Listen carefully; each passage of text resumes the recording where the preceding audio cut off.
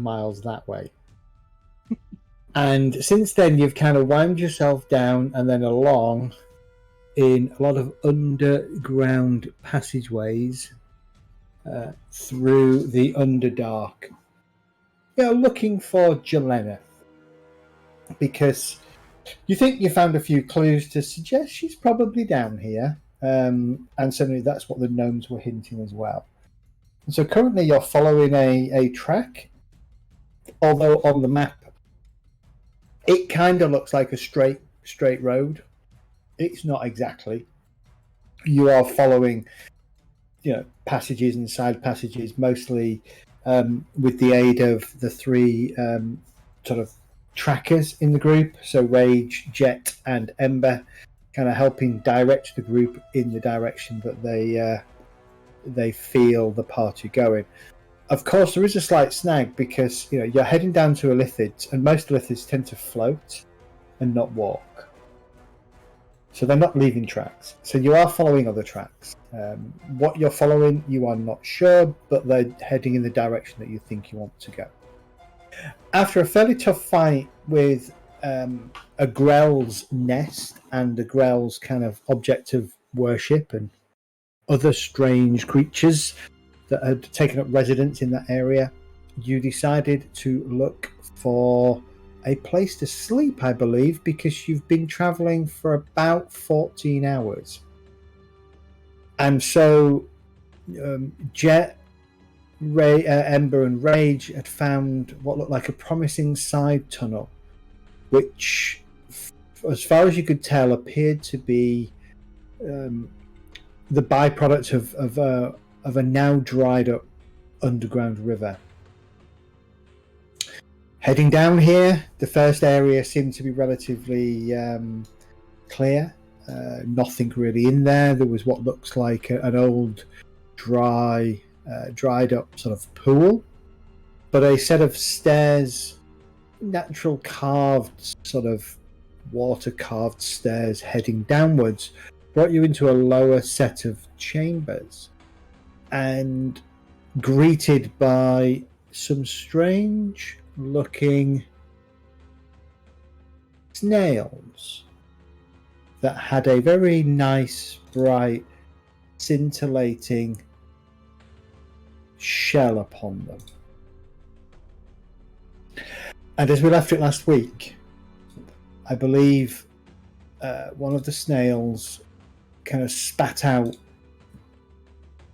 a bright light, which resulted in a bunch of the party, Rage, Kelgar, Ember, Medistra, and L'Oreala, all getting stunned.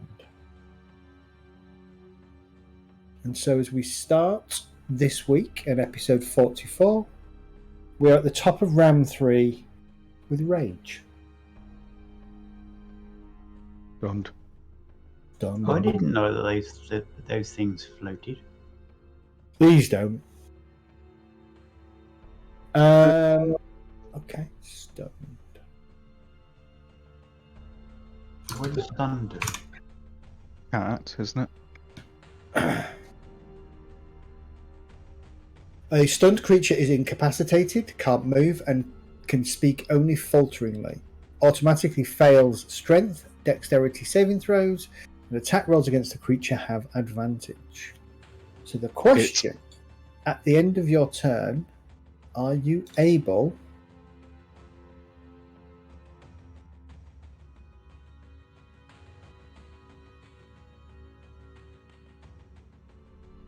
Okay, so the light dissipates at the end of the sluggish snail's next turn.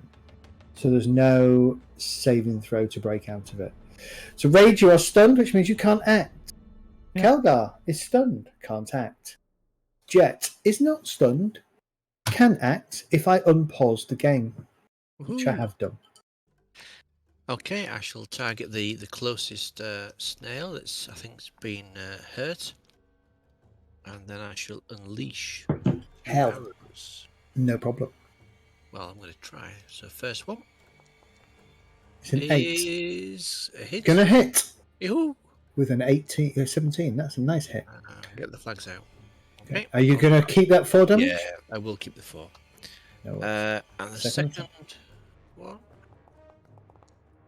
is the second one kind of dings off its shell and kind of goes off at a skewed angle. Have I got an action surge? Is it worth keeping? Let's have a look. Features. Yeah, why not? Let's have a bit of fun. So how do I Activate your action surge. No, I don't want to delete it. I want to activate it. Click on that. Okay, double click on it then. No. How do I? Oh, there we go. Right. Okay, got it. Got it sussed. Right. Okay, so let's try another attack. Normal. Oh, you are kidding. Okay. Clearly not. Clearly not. Right, okay. Go for the last one then. Oh, well, that was a waste. Right, I shall end my turn there, and I shall just sulk in the corner. This feels like it's going to be one of those nights. Okay. I think so as well. All right, next up then is the braggadocious flail snail. What's it going to do? Well, no, it's not going to do that because I'm not targeting it. I'm going to move to there. It's going to...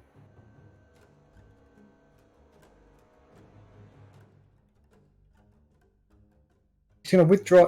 it's withdrawn into its shell already. So it's going to... Oh, it can't do both. All right, no, it's going to stay where it is and remain inside its shell for the time being. Ember, you are stunned. That means no actions for you, my lady. Okay. Medistra, you are stunned. No actions for you, mister. You know, we're going to die the slowest death. We're all going to stand there going, no! Exactly. Do I not do I not have to do a saving roll at the end of my turn or whatever or something? No. No. So what happens? It will automatically end at the end of the snail's turn, I think. Correct. Next turn, yeah. Oh, okay. Medistra, Yeah, you are nothing. stunned. Moriala, you are stunned. Kurgan, not stunned. Drop a fireball. I dare you. Oh, you are all stunned. You drop a fireball, I will fuck you up. Go on, don't do it. Do it. Go on. Just think, And then say, wasn't me. what would Guy do? What would... Yeah, WWGD.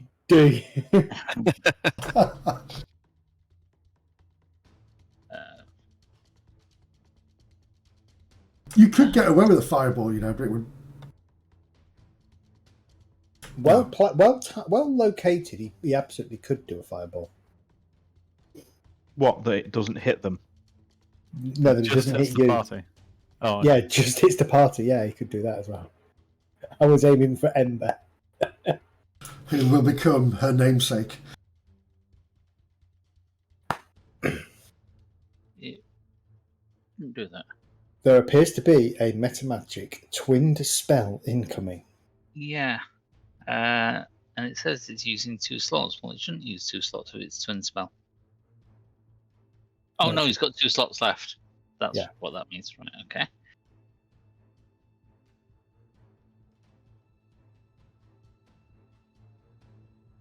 Did that do anything? Should have cast haste on them both. Do you target them both? Yeah. Should have cast haste on Jet and on Rage. Right, hold on a second. I'll apply Jet and Rage, but there is a wild surge, unfortunately. We'll come to that in a second. Okay, so I didn't fireball you yet, but something might have happened. Well, that's entirely possible. I could have done something else now. Okay. As you let go of your spell, there is a strange tearing sound as every single pouch, backpack, or container on your person splits open and spills their contents all over the floor. On Kurgan or everyone? On Kurgan. It's not as bad as I thought it was going to be. So money, Everything just goes bing, ching, ching, ching, ching, ching, ching, all the way across the floor. Okay, I'll start using his move action to pick them up. I love those. 1 copper piece. Yeah. All right. Anything else? Okay. Deceitful flail snail. It will target. Ooh. Ooh.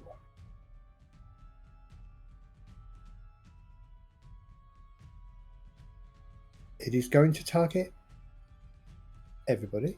It's going to start with Kurgan and work around with advantage on its hits. I'm Kurgan's about to miles get away. flailed by a snail. First hit on Kelgar. What's he gonna say? So technically he is stunned, which means he can't take a reaction, right? Correct. Yeah. Okay, so I'm going to close that because I've just critted him. Ow. And he's not here to defend himself. So he's going to take 15 points of damage as this flail just cracks him across the head. Second one, we go to Rage. Second incoming attack. Rage, you lucky bastard.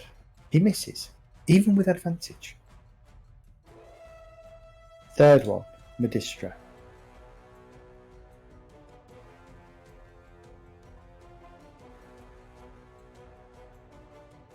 You got that 50 quid I sent you? Yeah, I did. Yeah, he misses. That's all right, thank you. All right, and then let's have a look.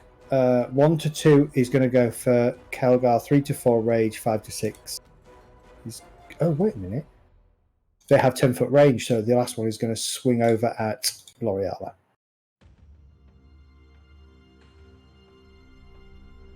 He's going to hit. Not a critical.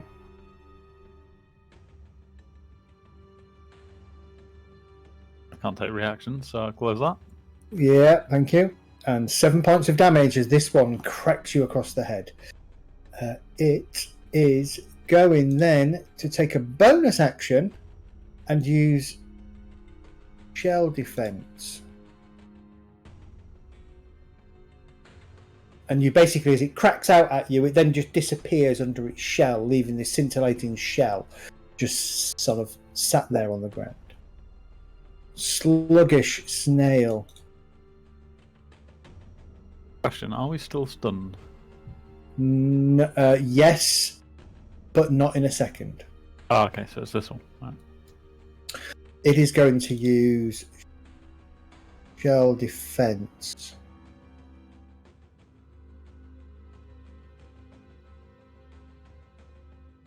As well. Right, let's just double check. Right, so hold on. Before you do anything, let me just take stun off everybody.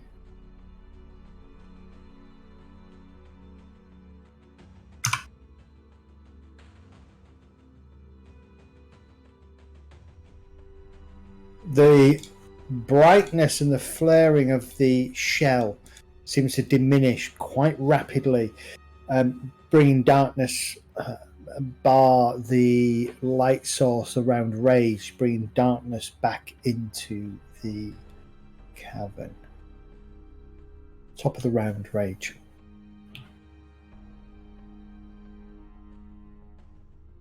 Hey.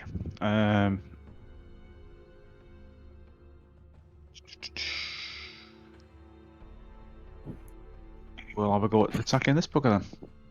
Go for it. I'm guessing the magic weapon didn't have a go because L'Oreala couldn't control it. Correct. Yeah. Can't take bonus actions when incapacitated. I think I'm just going to do flat attacks. But I will go reckless. Nice. And why not?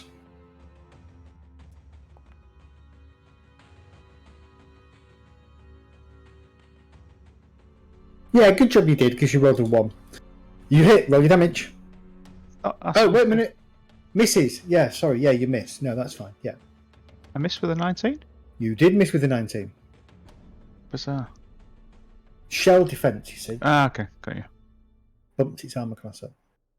Hey, Kelgar, you missed while you were stunned, getting smacked about the head for a critical. Can I retroactively silvery barbs that? No, because you're stunned and you can't take any reactions. Fair enough. We did cover that because it popped up and I would have been able to do it, but yeah, we covered that. Fair enough. Second attack. Actually, what was interesting, because Kelgar wasn't logged in, it actually prompted me to make the decision for him, which is cool. Second attack. Well, you bring your axe down the first time. It kind of slides off the side of the shell with a bit of a kind of a rumble in your stomach. You try again, this time kind of cutting across sideways. You feel the shell shatter, and your axe goes through it and out the other side, leaving you with dead escargot. Okay, I will step through it. You step through a vicious pile of muck. Yeah. And as my bonus action from killing it, Yep. I'll attack that one. Okie doke. You got an extra attack from I've got an haste extra as well. attack after this as well, yeah.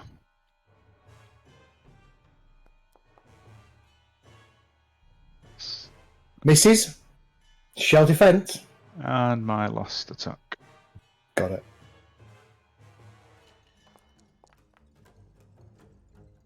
Hits. Roll your damage. 16 points of damage. Ouch. And I will move around it. Is there a Lord there? Brilliant.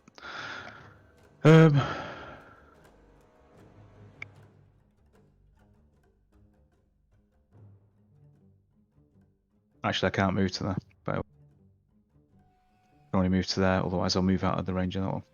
Yeah. No worries. All right, Kelgar, you're up. I'll say there's another one around the corner. Feeling a little bit hurt from the flail snail's flail, you shake the stun off. It's a bit of a tongue twister. Flail snail's flail. Yes. Yeah. Okay. The flail snail flail flayed ferociously. There you go. The snail and the flail. Pretty sure that's a Julia Donaldson book, isn't it? The snail and the flail. Yeah. Okay. Well, throwing caution to the wind. Kelgar will attempt to move up, except that... Throwing caution to the wind, says the sword of the College of Swords bard. So stupid, AC. Kelgar moves up to there. You won't be getting advantage from rage there, though. Oh, will I not? No. You Is can there back a- where you were. Yeah. Or this square? Yeah. Ah, right, okay, gotcha. Oh, wait a minute. No, you would have been. No, you were from there because Yeah, you were, it's yeah. large. Yeah, it's large. Okay. Yeah, no, you are. Yeah. Does this square get me combat advantage as well, or...? No. You'd have to be one up. Yeah, sorry. I misread the thing. It's a bit bright. Okay. And I shall, as a bonus action, hex it. Okay.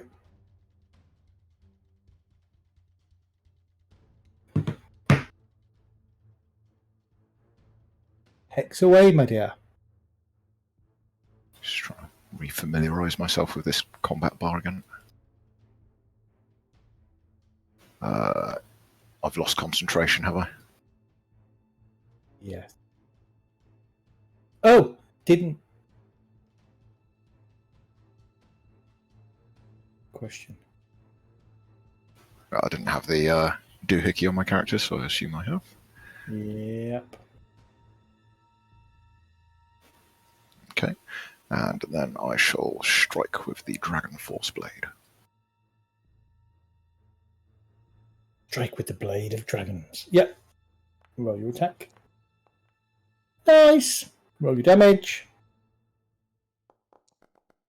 Very nice. Okay, Hex is not working, is it? Again. No, clearly not. Roll d6. So it's a d6 for that, and then 2d6 for the... Ignore that. D6 and then 2d6 for the fire. Yeah. Nice. 12 more damage, which I will apply to the snail. The snail and the whale. The wailing snail. The wailing snail wails with his flail. Alright, second attack.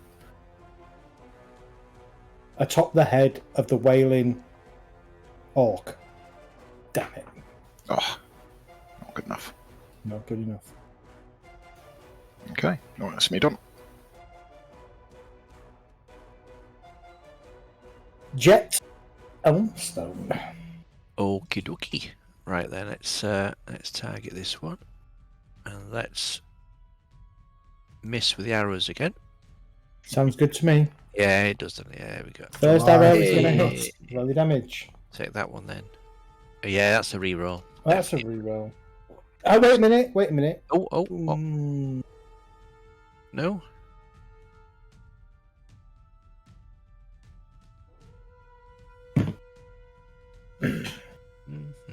So if I'm a really nice DM, I would tell you you've killed it. Okay. But I don't know technically whether you have to make the decision to re-roll before I tell you the outcome of anything. Well, if I rolled a 1, I would re-roll that. You would re-roll it. You are right. That is what you normally do. So re-roll it then. Doesn't matter. You've killed it, but I'll give you the satisfaction of rolling again. Okay. There we go. Somehow rolls less than 1. Just making sure. Just a little bit extra. All right. Anyway, even so, the arrow slams into this snail as it kind of rears up, its 4 flails kind of waving and gearing up for another strike against your allies. The snail just kind of slumps back down amongst its shell with a bit of a slurpy sound. Right, okay. So I shall move up. 10, 15, 20, 35. And then remember, so you can move further. I'm sorry? You're hasted. You're hasted, so you get an extra attack, and you can. I move wasn't twice aware of speed. that, sorry. Okay, so 1, 2, 3. And then I'll take my shot against this one. Okay. Let's press on that one. Okay, I'll take that. Thank you very much. There we go. Do you want to re-roll that? No. Unfortunately, you can't. It's only 1 per. True. Do I get an extra attack with being hasted then, or is Yes, that? you do. Yeah, so you I do. can have another one, right? Okay. Correct. Thank you. Okay, click on that. Well, that was my thing. Okay. That was bound to happen. Yeah, it was, wasn't it? Right. So let me turn that. Extra attacks. Is it not? No. Is just it? the It's just saying one more attack. I thought it was one extra attack. So Yeah. don't get Okay. another. No, it's just one extra attack. That's what I thought. Yeah. Okay, cool. I always get that bit confused. All right, braggadocious flail snail. The braggadocious flail snail raises out of its shell. Gurries to here. Gory?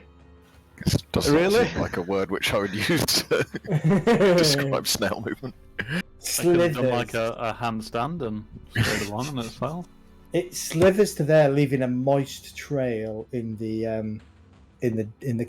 cave, and it hits Rage 4 times. First hit. Are you reckless? You were, weren't you? He's got +2 AC from haste as well, though.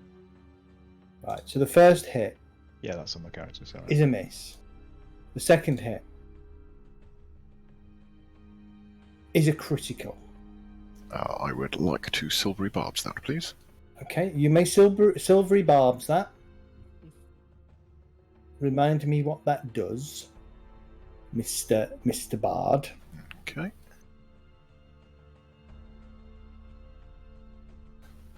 It forces a reroll, essentially, and has to take the worst one. Okay, so when you force reroll on an advantage, do you reroll both dice or just one dice? Just the one dice, I believe. Just the one dice. Okay. And I guess it's the highest dice, which is what you're triggering the reroll on. So, let me roll a d20. Let me add its massive bonus. And let me come up with a 9 on that one. So the second one was a 19. So the second one would have been a 24. And then the one that the critical is cancelled. So it's just a standard hit for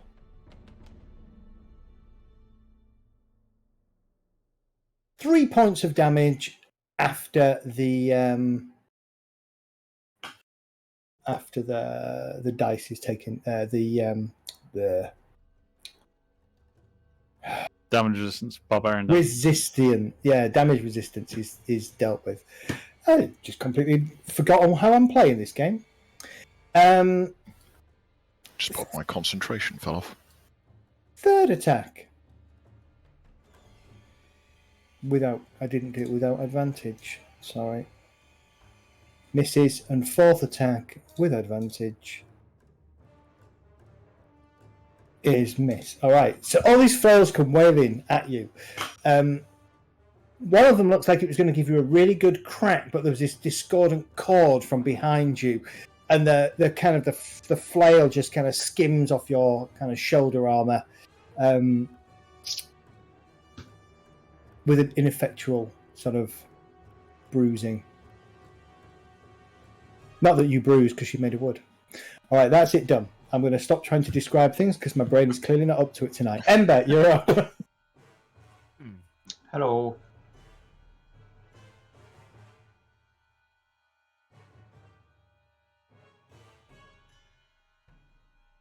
Oh god, my Tuesday night group are arguing about Thaco.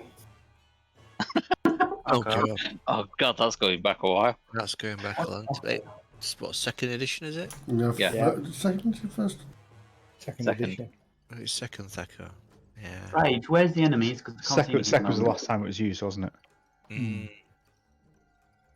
Around the corner. If you can't see it, it's out of your line of sight. On the right corner. Well, you can see Rage is kind of parrying and fending off something to his right. Oh, all I can see is that weird glowing thing. Right, I'm going to dash. Okay.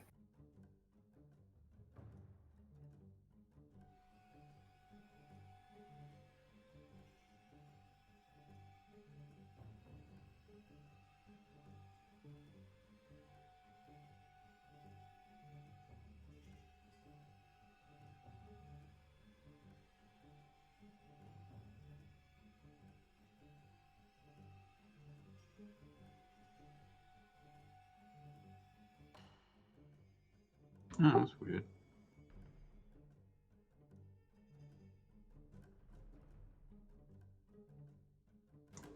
I'm trying to click on my crossbow, but it won't work off my character's. I'll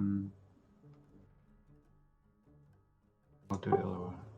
You do bonus action to dash, or has it used your action? Where's my bonus action? No, it should still work then. No, I mean, I'm trying to shoot with my crossbow from the, right-clicking your icon. And it's not working. Yeah, no idea.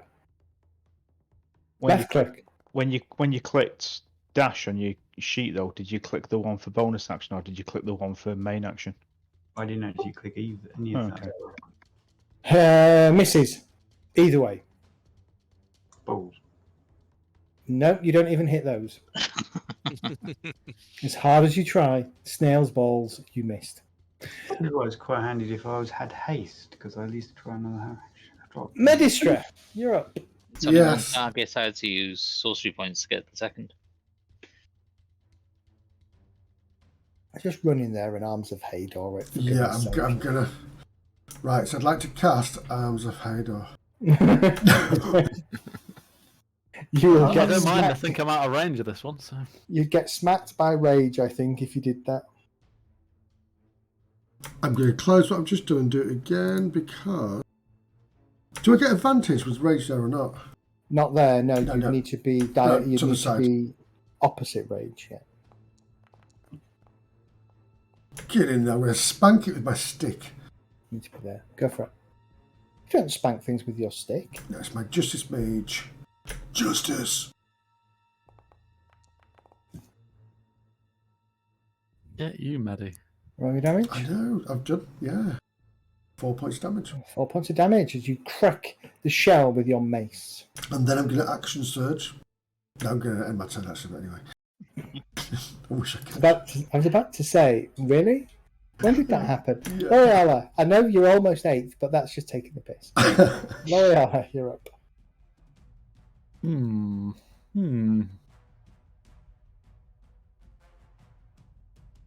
Move slightly further forward.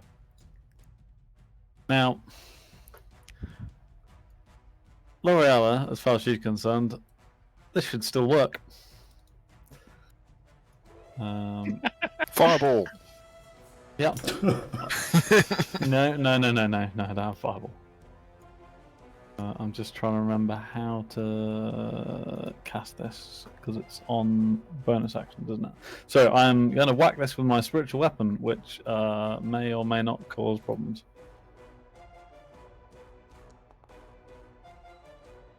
I think I probably missed anyway. Yeah, you missed.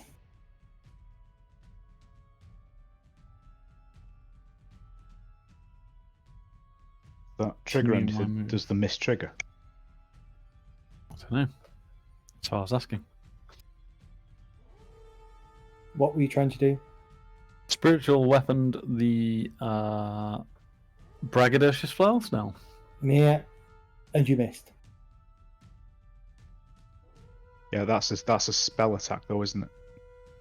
So does the miss trigger anything? Oh! No, Is it it a doesn't. spell attack? Because it's created the item, and then the item's hitting. Yeah. Who knows? Yeah, GM's like prerogative. some animal type thing. You're not going to reflect that if the animal hits. I would assume anyway. Who knows? At which point I will attempt to cast a spell. Dun dun dun. Okay. Twin cast a Cure Wounds on Calgar and myself. Thank you. I haven't rolled the dice yet. Okay, I shall hold Yeah, hold all it. my thanks until I see the roll. 4! That is not the right amount. It should be 2 higher, so that should be 6. Thanks. Give yourself 2 more. I mean, I could re-roll that dice. I'm not going to. That's 6, yeah. Yeah, it should be. Top. Alright, next up is Fireball Monkey. He's probably going to be spending the round picking up his gear. I was going Okay. to finish my move as well and walk back. Oh, sorry. Yeah, no worries. Yeah. Yeah. Alright, you spend your round picking up your gear. And when he can, he'll move up. But that's all we do. So I don't know how long it takes to pick it up. Oh, a long time. Okay. Hey. Because it keeps falling through the holes. Yeah, he hasn't got the mending spell. I checked. Right, move round it and attack it from the other side. Attack it from behind. There are a million things you can say about that. Mm-hmm. Like you get advantage. But still miss. Second attack. It's going to hit. Low damage. Nice. Or Nice. proper damage. That is proper rage damage. And last attack.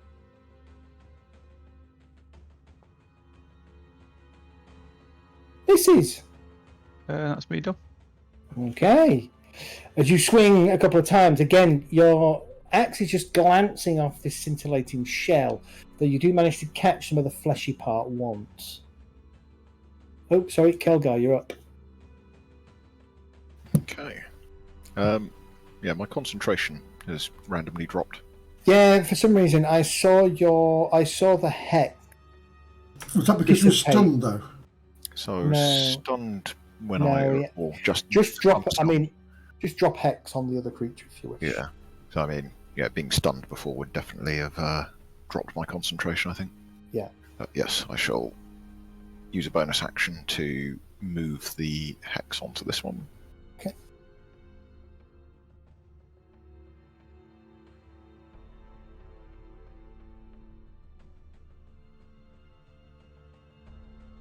Okay.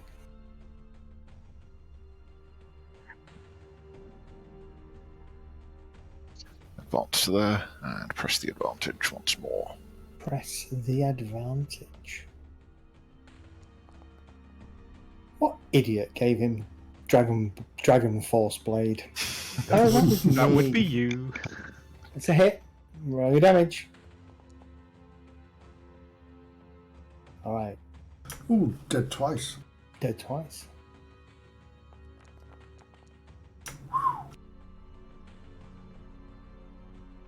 Oh, it's dead then. Right, okay. Yeah, it's dead. Nice. Okay. Are there any other enemies? No, nearby? appears not. So, as you kind of dash forwards, and again, you basically take advantage of Rage's kind of distracting it and managing to wound it a little bit. You just kind of jam your blade straight through the snail's fleshy parts, and you get that lovely kind of aromatic smell of cooking snail. Anyone got any garlic butter? And we end combat, and you all get 400 XP. Woohoo. Which puts you a little bit closer to 8th level. Wow. Whoa. And these things, you have 4 of these things scattered around. Yeah, Rage kneels down and starts looking at this shell. Imagine some armor made out of that. Does anybody know if these can be salvaged or anything? The shell had some strange abilities. Give me an Arcana check. Or whoever is looking at and listening to this conversation, if you're, give me an Arcana check. I'm going to give an Arcana check because I want to know why this thing threw my spell back at me. Okay. Likewise. When I get up there, I'll make an arcana. I haven't. Maybe it's a snail, and it's a fascinating snail, and you're just hypnotized by the light that's glancing off. Look at the pink and the purples. Yeah, Rage's lantern as he kind of puts it next to it, and it just kind of explodes out. Likewise, the 3 of you. So you're not sure, but you wouldn't be surprised if the shell couldn't be used for something. But what and how it could be used that way, you do not know. If you put the ear to the shell, you'll be able to hear the snail decomposing. Yeah, if you want to do the delicate work, I'll assist whilst you retrieve these shells. We'll happily provide guidance. I'll roll arcana on Kurgan now. Oh, So I'd say, will Kurgan come and have a look at it? he was going to take a look anyway. Yeah, Kurgan can have a... Have a D4 benefit on that as well if he wants. Yeah, why not? Because I don't want you to. Have 4 bonus. So 19. Okay. All right, Kurgan. The shell can indeed be utilised. Each intact shell weighs about 250 pounds and has several usage. A skilled armourer can make 3 shields from 1 shell. For 1 month, each shield gives its wielder the snail's anti-magic shell trait. When the shield's magic fades, it becomes an exotic shield that is the perfect item from which to make a spell guard shield. A flail snail shell can also be used to make a robe of scintillating colours. All of those things are rather awesome. Yep. So those are the 3 things that you can do. You have 4 of these shells. These shells weigh 250 pounds. And if you want to try and get these shells completely clean and intact, whoever's making the rolls, I'd like you to roll a d4 first. Can we carry them to start off with? No, put them in the bag of holding. Will they go inside the bag of holding? I don't know, will they? Depends how wide How big's the drawstring? Yeah, it depends how wide the mouth is. That's what she said. Sorry. It's like throwing a chipolata down the There's tunnel. Oh, God. The other thing is, Kurgan reckons you could sell a shell for 5,000 gold. Let's make the hole bigger. All right, so can I have, Jet, can you give me 4 d4 rolls, please? Quick question before we... with my hut, if I leave anything in the hut when it shrinks back down, what happens to it? It gets stored, doesn't it? It gets stored because it counts as a... it also It's counts pocket dimension, isn't it? Bag of holding. Okay. Good thought. So, the first one... Okay, I'll wait for you to get it all. Okay.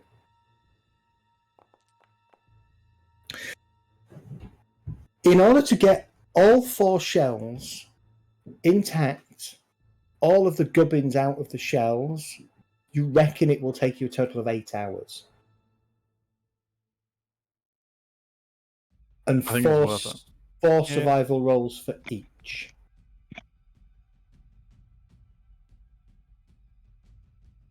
We better clear out the rest of this place before we do that then. I was going to say, you want to check out this room nearby at least. Well, there's two rooms on the west side, isn't there? There's one north, isn't there? There's one to the west, isn't there? There's a door there. There's a door to the northwest. Right. Yeah. I'll put the things back onto the map and unhide them so you know they're still here. And you don't forget. I mean, if we could put them into the hut and then just before we've done that. Yeah, you could do that later. Yeah, we can salvage them later, can't we? When we've got more time. Yeah, if that's possible, let's do it. Okay, where are you putting the hut? I will put the hut at the closest point to all 3. Okay. Up there. I think if I remember rightly, it creates a 10 foot by 10 foot area, doesn't it? Yeah. Do we need to pull them in and put the hut over the top of them, or? 10 foot by 10 foot. No, it's a proper hut, isn't it? 5 foot by 5 foot. Sorry. Until you have to put them through the front door. Yeah, we'll have to put them through the front door and store them in the inside. Wait, aren't these things 5 foot? No, 10. No, they're 10 The foot by 10 reach. foot. Yeah, there you go. That's fine. They're in there. That's not a problem. Wait, how big did you say the thingy was? 10 foot by 10 foot. Oh, okay. Much bigger inside though. It's like a TARDIS. It's like a TARDIS. It's all timey-wimey stuff. Okay. I was like, how are you going to fit them in there if they're the same size as the... It's like the TARDIS, or it's like Michelle on the street corner down the road. It's wibbly wobbly, timey wimey. Yes. Things are much bigger on the inside than they look. Wibbly wobbly, timey wimey. Okay, you take some time to get the hut out and drag the remains of the snails inside the hut. Why do I still have an exclamation mark over my head? Because you're surprised. Don't know, Dart. It's not an exclamation mark. It is It's a a dash, that isn't it? that is a dash action. Let me remove. It says dash action. Yeah, and Kurgan's haste will Why drop let me on the last remove minute. Yeah, everybody's haste will drop. I'm checking this door for trapped.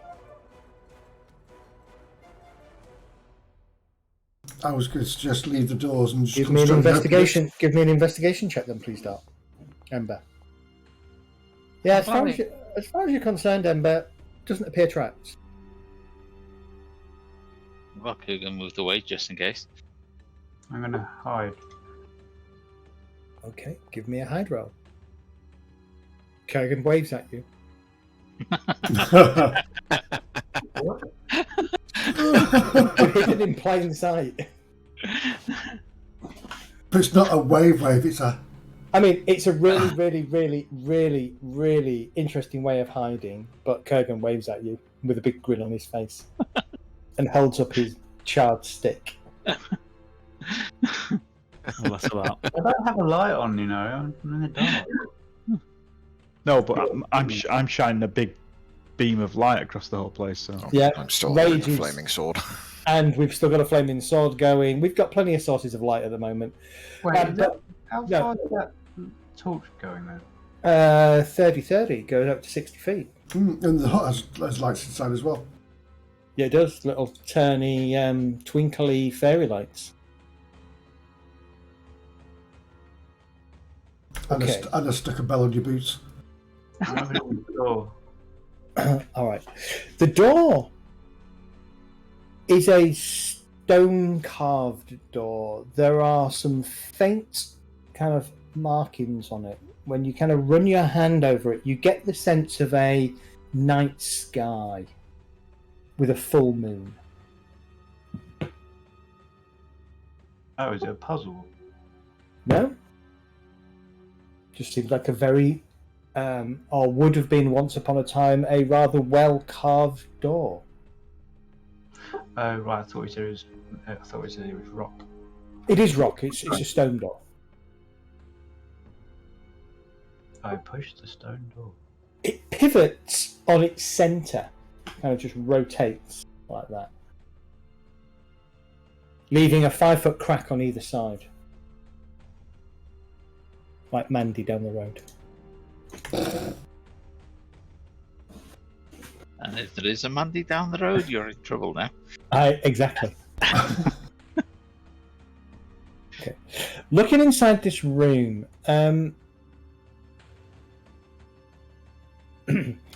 the room itself is bare, apart from a couple of stone plinths that look to be about sort of maybe 2.5 feet high and about the size of a human. I mean, in here, one of them's shown smaller, but effectively it's two, sort of in that corner, sort of set as an L shape. The rest of the room, though, is empty. There are bits of rock and stone strewn about, but nothing else seemingly in here.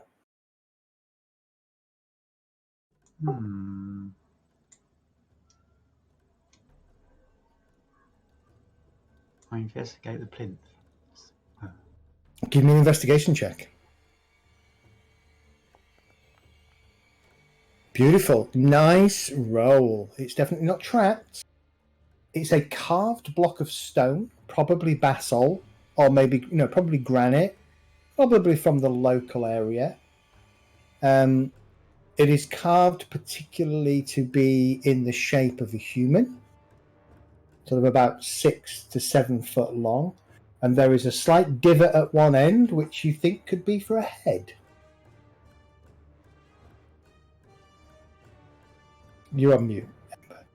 I thought a plinth is something you put something on. Plinth might be the wrong word. It's kind of a... Sarcophagus?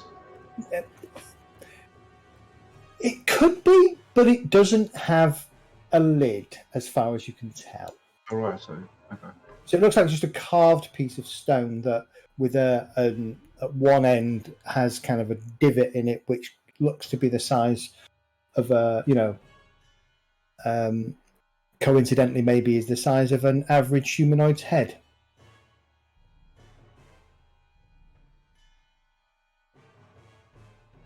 Okay. Well, I can't really do anything else with that, I don't think. The other one, when you look, with that roll, you look at the other one and it's exactly the same. The only interesting thing is, the carved ends for the head are at this end, so they're at that point where they join or they meet. Oh, right.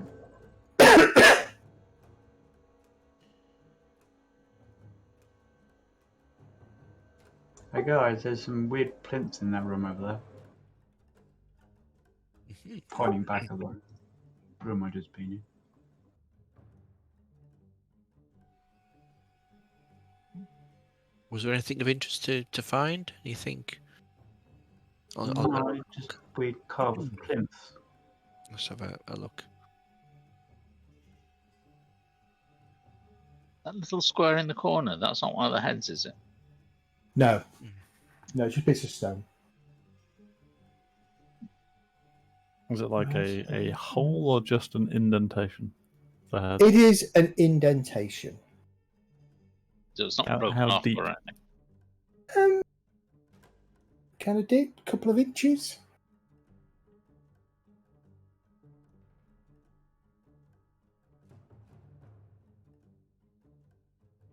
Not like some weird kind of bed, is it? Jet. Okay. Yep. It's a weird kind of bed. Mm-hmm.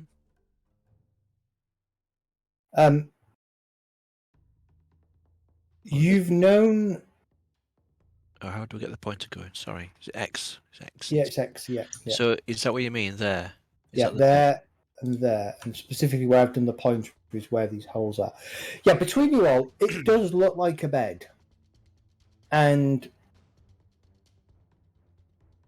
I suppose Jet, you're the closest to maybe knowing this. Mm-hmm. It reminds you of the bed of a dark elf, of a drow. Okay. Well, I shall relay this information to the party. Some kind of sleeping / meditation area? And it's stone. It could well be, and it is stone. Yeah, Right. it could well be a sleeping / meditation area. Absolutely. Mm-hmm. Can I just have a quick check for secret compartments in this? This bed? Good idea. Give me an investigation check. Though bear in mind, Ember rolled a 26 and didn't find anything. Well, yeah, I know, but it's like, well, this is what I would do. Yep, go for it. Go for it. So, investigation. Well, it's a good roll, but I mean, It's a good roll, but it's again, what my character would do. there is nothing there. Okay. This is just cold granite stone. Mm-hmm. How high is the ceiling? About 8 or 9 feet. Well, we can see the ceiling. Okay, there's nothing hiding up there. No, Nothing hiding up can there. levitate. No dark mantles, no ropers, no cloakers, no cave crabs. No Whole harm room's a mimic, though. Jet, No did you mimics. mention that this could be a dark elf bed, or have you kept that to yourself? The screen's just moved. Investigation, please. Okay. Again, Ember, as far as you're concerned, there is nothing. This is not a trapped door. It's another one of these pivoting stone doors. Has it got the same symbols on it? Slightly different this time. It looks like that.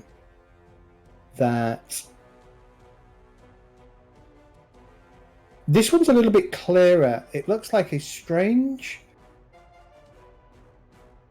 creature that it looks a little bit like a gnoll, but with 2 heads. Holds a large sickle in its hand, and it seems to be stood above what looks like a pair of elves kneeling down in obeisance. Are we still supposed to be having combat music, by the way? Do you want combat music? Well, no, it's on. He's getting paranoid. Jet, did you mention that this could be dark elf in nature?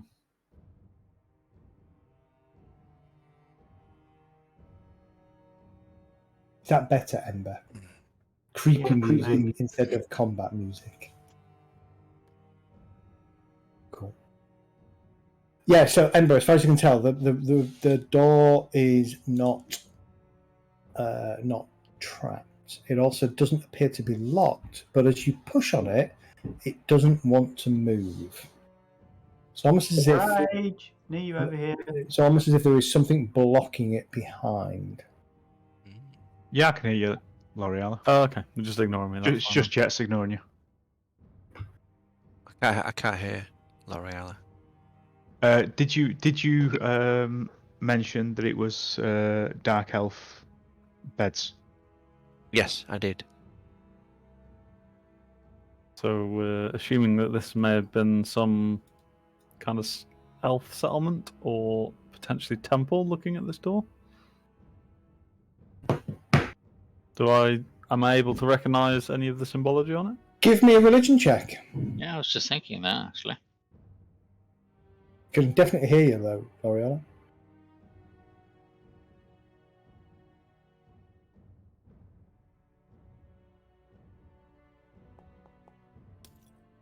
Nope. No, at the moment this doesn't make any sense. Two-headed gnoll? No, no idea. And it's not.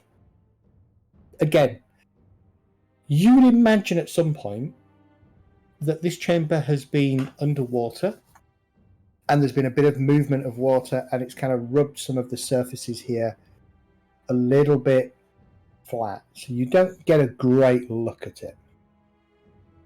What's a gnoll look like? A gnoll looks like a beast man. Alright. Humanoid with a jackal's head. Correct. Have you checked this door, Amber? Yeah, it doesn't have any traps, I don't It's think. definitely not trapped. Is it, Emma? No. I rolled 11. So, Yeah, as far as Ember's concerned, it's definitely not trapped. You just can't get it open. I just Wouldn't- clicked and it opened it. Yeah. okay. Did you want a check or anything? Sorry, I didn't hear. Yeah, I needed a strength check. Because it Oh, won't you pick- clearly made it. Yeah, let me close that. Yeah.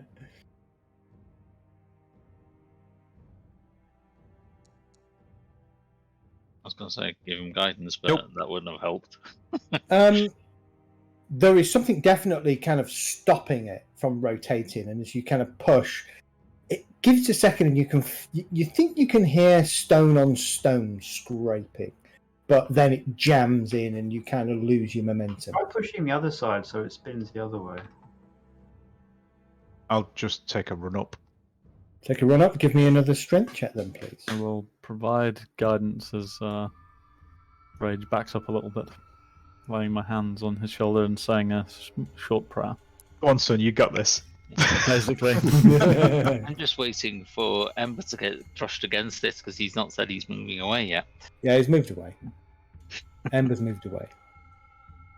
This is a Now D4. try D4, again. D4, is it? Yeah, D20 plus D4. Yeah.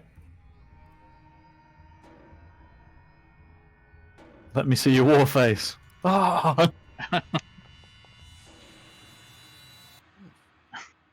This time, as you kind of rush into it and put your shoulder in, there is this really horrid grating sound of stone across stone, and the doorway kind of rotates. It doesn't fully open, but it does rotate. And as you look through, you can see a number of these stone blocks with the dents in have all been kind of stacked, and a couple of them look like they've been pushed up against the doorway.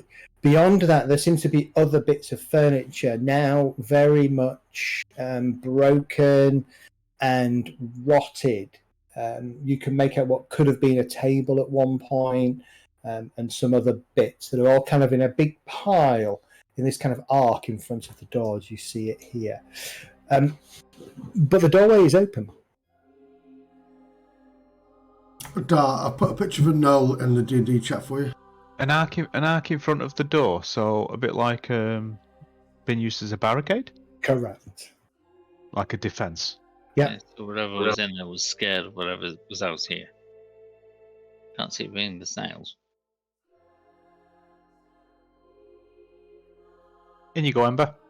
Door's open. This picture. Oh.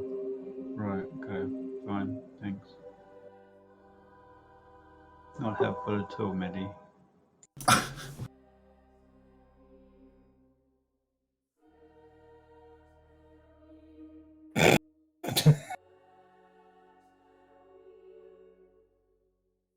Yeah, it definitely looks like a barricade. That is funny, Medi. Sorry. Is that a Noel of the Gallagher kind? It is.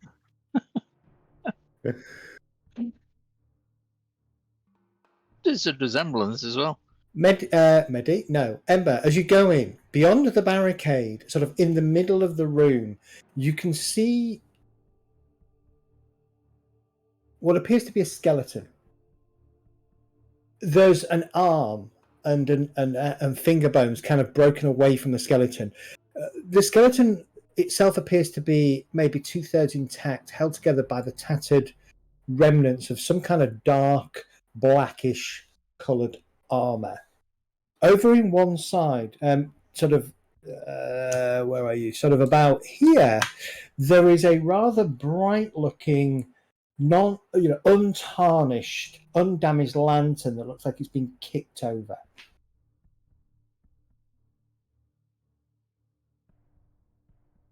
Climb over the barricade. Climb over the barricade. Okay, you climb over the barricade. Nothing happens. Look at the skeleton. Okay, looking at the skeleton. So the armor, you said, is it all rusted and stuff? No, it's crumbly and slightly mildew. Well, it looks like it's had mildew on it at some point, but it's more crumbly to the touch. So it's basically useless for anyone anyway. It's definitely not magical. It's definitely natural. It's very black in nature. There are a couple. Give me an investigation check.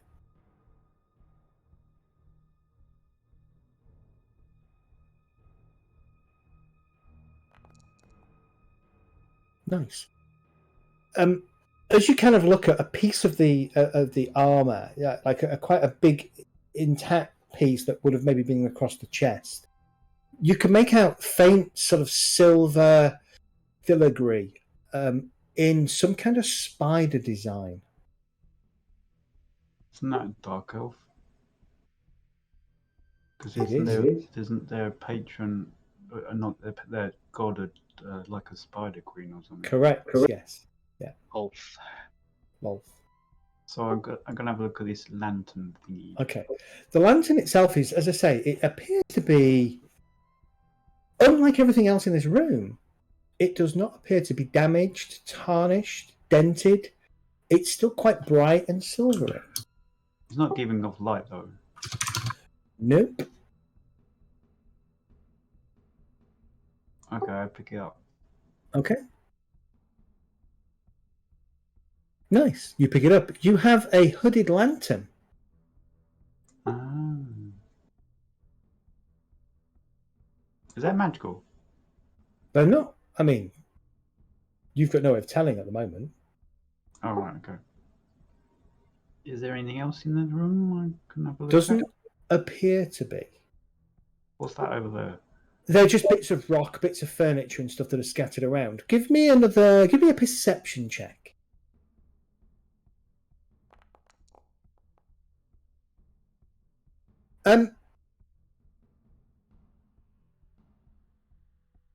Here appear to be strange piles of dust. Okay. I'll look at the one closest to me.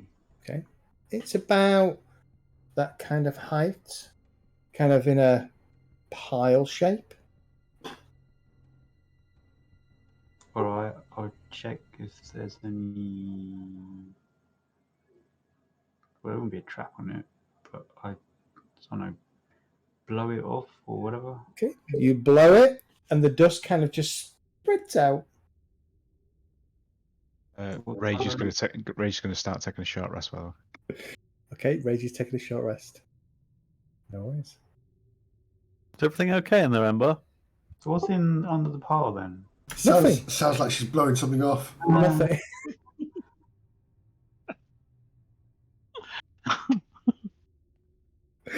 Ember, there's nothing under the pile. You blow and you blow and you blow and you blow. It goes everywhere. And yeah, you just scatter it about, and it's just the ground underneath it is less discoloured, than the ground around it. And sort of at head height, there is some kind of darkened, blackened marking on the wall, probably about 2 hands kind of width. I'm going to call outside. Does anybody know what... I'm not just describe what Zed just said to me, to everyone outside, because I've got no idea what he's talking about.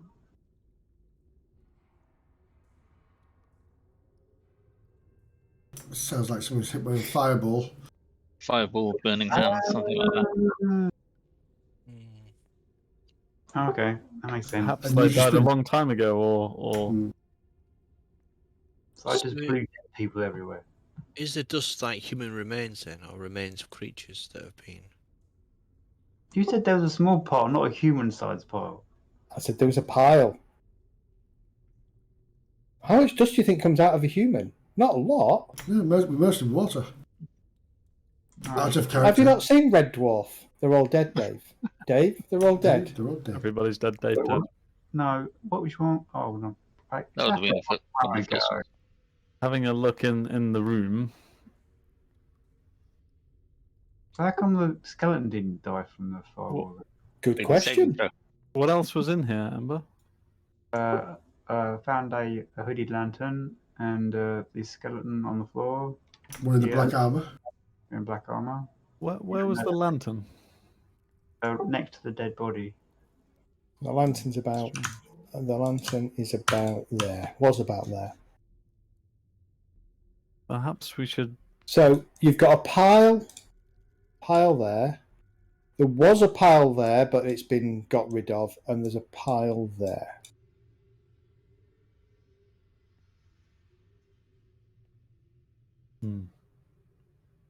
It's like someone's last stand.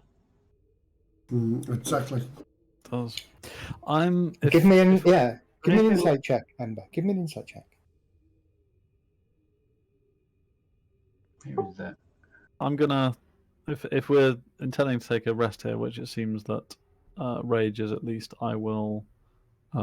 Something's puzzling you about that statement, because you're absolutely right. Looking at the layout of the furniture as a barricade, it does appear to be a last stand, but the door was also barricaded on the inside with some pretty heavy blocks, and yet everything in here died. Wait, so Die eventually. if the guy in the black armor killed everyone else and he just died of unnatural causes or whatever? Could be. Is anybody good at medicine? But then why didn't you pull the blocks out the door? Could be something to do with the lantern. Well, are the patches on the walls in direct correlation to where the black armored chap was? If you drew a straight line out from him. Well, yeah, because he was in the middle of the room. So yeah, some kind of energy, perhaps. The lantern looks awfully pristine for something been here so long. Has anybody looked at the lantern properly? Could it It's shiny and not aged. If the lantern's magical, could it have turned whatever those were into dust? Possibly. It may be quite dangerous. We should. Who's got magical abilities? Ember, do you want to pass me the lantern so I can have a quick look at it? Yep. Maybe L'Oreal take 10 minutes and. Yeah, that was the plan. Does If we are resting here for a while, then I will ritually cast. Is it in my inventory? Did you put it in my inventory? Said. No, I haven't yet. Does the black armor look particularly badass in metal? The black armor, it's got probably. Go on, Ember. You describe it. It's got a web on the chest piece, a web sort of engraving in silver. Nice. It was leather, so definitely not metal, but Okay. It would have looked a bit David Bowie-ish, I guess, from Labyrinth. That kind of black leather clothing. Is it still usable then? No, it's when you prod it, bits of it just disintegrate in your hands. Does it have a very tight pair of tights with it? It probably would have done. Mostly likely leather pants that were like, that you would have been able to, work out his gait just by looking at him. Oh, man, skin pants, lovely. Check it under the armor, see if there's anything like holy symbols or anything like that that's may have been shielded by it. Okay, as you do that, the armor kind of disintegrates in your hand. Just a pile of bones and a rapier. Oh. Is the rapier in serviceable use? Well, it's not rusted or... No, it is rusted. It's in shit condition, yeah. As I said, it's landing across to L'Oreal. I'm going to just have a look at myself and just... the lantern glows. Huh? Oh, this is after 10 minutes, but yeah. Okay. Medistra, you definitely get a sense of magic about this lantern. Quite what, you don't know. Let's have a look. But once I sense any kind of magic, the first thing I do is I will pass it up to L'Oreal. See, if the lantern did the explosion, I'm staying in a different room from where they are with the lantern at the moment. No, it only works if you push this button. Look. Yeah, that's why I'm in another room. I'm going to say it gives off illusion, an aura and a sense of illusion magic. Oh. Strange. What would a light spell give off, Zed?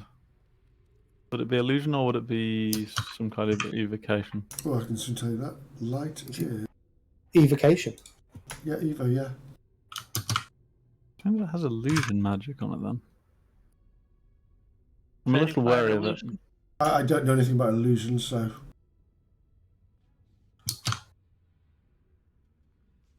The concern is it could be concealing some other nature. We should be careful of this lantern. Illusion Obviously, magic. you would need identify or to spend an hour cuddling it to figure out what it does. Illusion magic is a way of the trickster. Unfortunately, I do not have identify. And you don't fancy cuddling a lantern? Well, we could do. Depends if we're going to rest here for a while or not. I think that's a given. At the very least, I could do a short rest. Okay, you can have a short rest if you wish. Hold on, guys. We haven't explored over here. You haven't explored over there, and there's still a set of stairs leading back upwards opposite the stairs you came down, where you engaged the snails as well. It's fine. It's fine, but I'm not moving for an hour, so I'm taking a short rest. I'm going to do the same thing.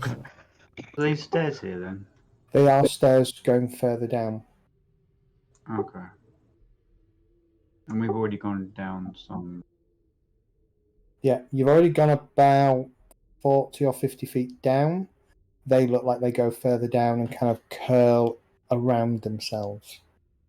There's also this bit here, isn't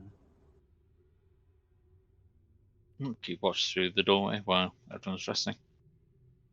The stairs, Ember, are really big. I mean, not big in terms of you can't get up them, but kind of big in terms of the height. They're about 10, 12 feet high. But there are definitely stairs that lead upwards. And these stairs, unlike the other things that you've seen, apart from the doors, are man-made. They are carved out of the granite.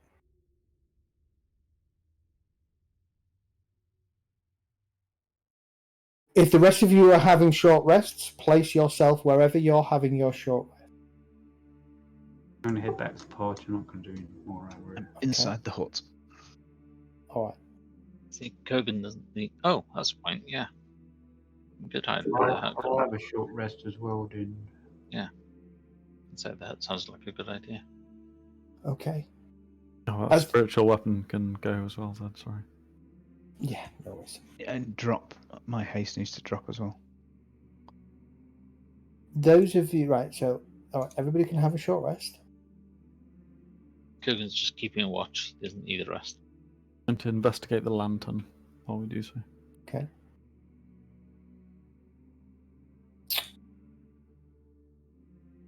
Ooh. Investigation of the lantern makes everybody happy. So they figure out what the command word Extra is. D6 for anyone spending hit dice. Oh, Wait. cool. I rolled a D8. Does that mean it gets you add D6 to my hit dice? Yeah. One of them for Yeah, that's Song of Rest. fantastic. I put myself up to 52. I've added the lantern to L'Oreala's character sheet so she can reveal to the group what it is. Copper lantern that has like 1d6 range. Requires oil. It is a lantern of revealing. I believe it will Reveal things. reveal things. Yes, the light it sheds can assist in banishing invisibility. Oh. Hence my assumption of illusion, because invisibility is illusion magic. Yeah, it's probably divination though. Probably is divination. Yeah, I was trying to figure out what. It's difficult sometimes, isn't it? Yeah, well, I was trying to think: is there a spell that reveals invisibility? And I couldn't think of one off the top of my head. See To look at it. See invisible. Hold on, then. It used to be, and at least See invisibility. It So, still is. it is divination. So yeah, ignore me on the stream, and those people looking at the stream going, "It wouldn't be illusion magic. It'd be Yes, it's divination magic. Thank you. I get it wrong all the time, Zed, so don't worry about it. No worries. It's just I couldn't think of the spell. That's all. Yeah, So it's divination magic. It. Yeah, so it's a lantern of revealing. Acts as a standard bullseye lantern, but once per day you can use it to highlight anything that is invisible. Would anyone like it? Kirk wants to find Ember.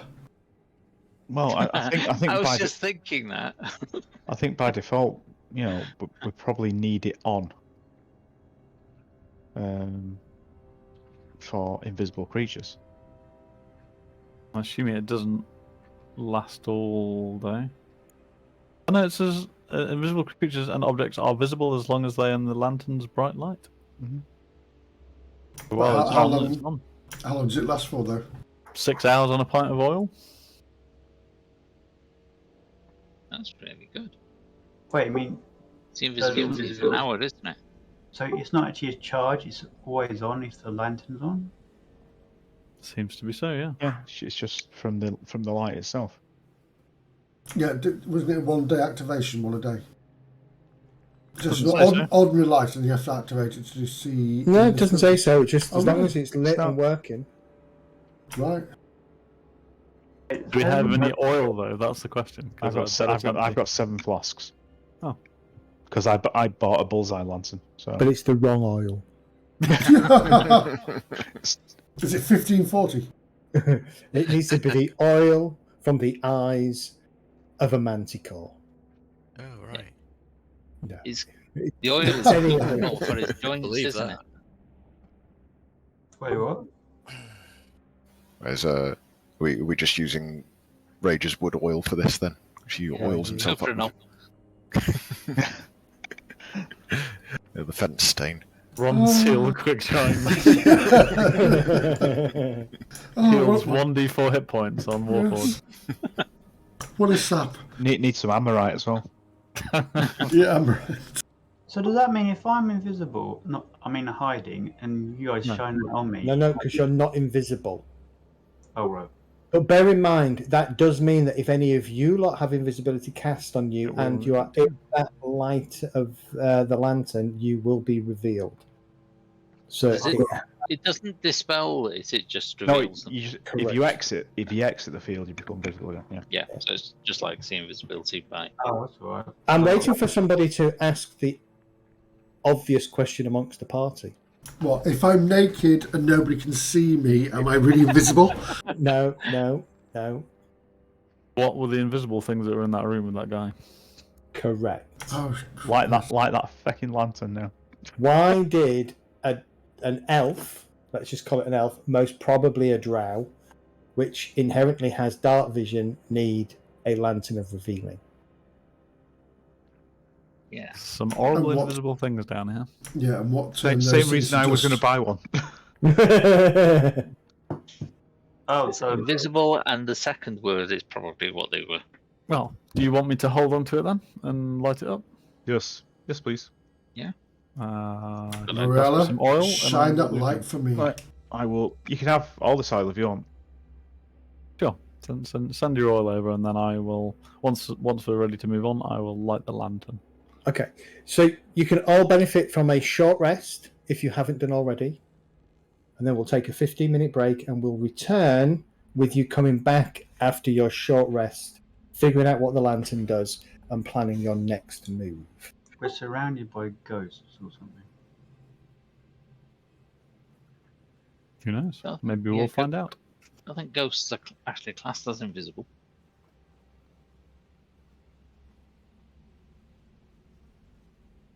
I'm going to find out after the break. Yeah.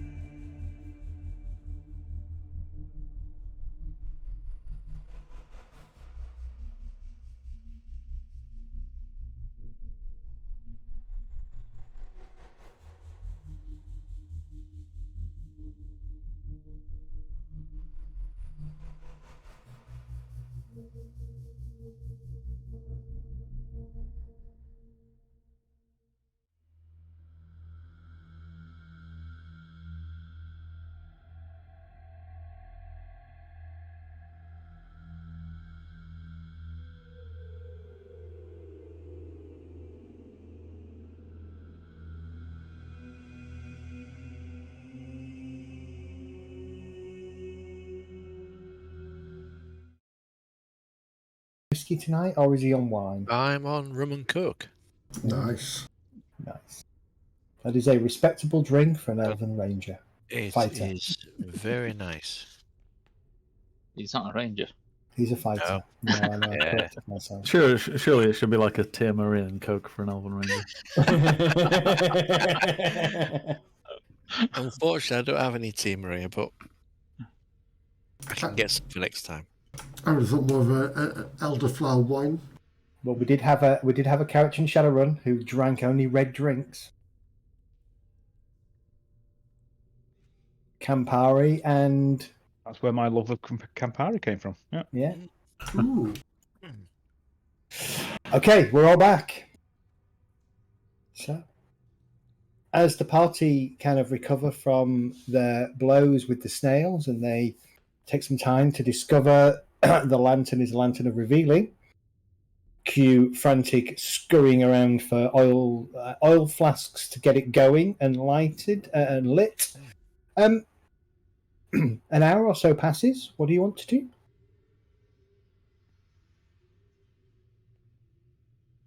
I was checking those short stairs at the bottom rather than going deeper. Do you want to go back in that room and shine that light in there? That's a good idea. Can do, I suppose. Maybe both rooms. Yeah. Invisible ink on the Presuming wall, anything you that are was all in going there to is- die. Maybe. Shining the lantern in there is like shining a dark light in It's a Jackson brothel. Pollock, isn't it? I was just thinking Guardians of the Galaxy. Oh, It's God. just everywhere. No, no. I mean, you hold the lantern up and it doesn't reveal anything. Doesn't reveal anything that you're not expecting. No ghosts or ghoulies or invisible stalkers or creatures that are trying to follow you. I think we may have noticed by now. You were describing Happy Time Murders then, weren't you? Mm. Oh my god. Happy Time Murders.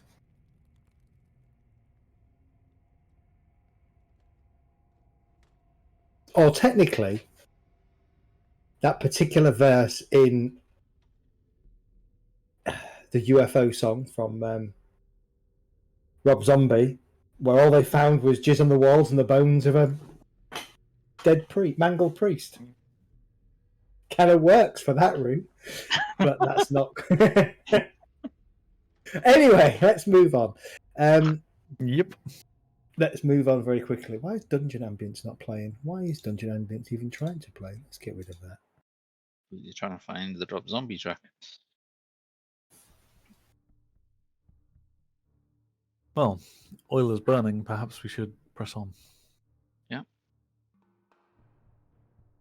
Once everybody's out the hut, I will shrink it down and pop it back in my pack.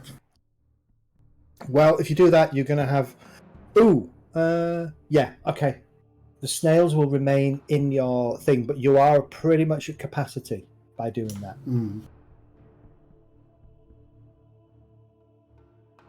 The stairs on the right look like they go down to another level, whereas the other ones down at the bottom, Yeah, these ones look like they go down. These ones are going up. and there looks to be more on this level into a corridor. Is it worth checking those first?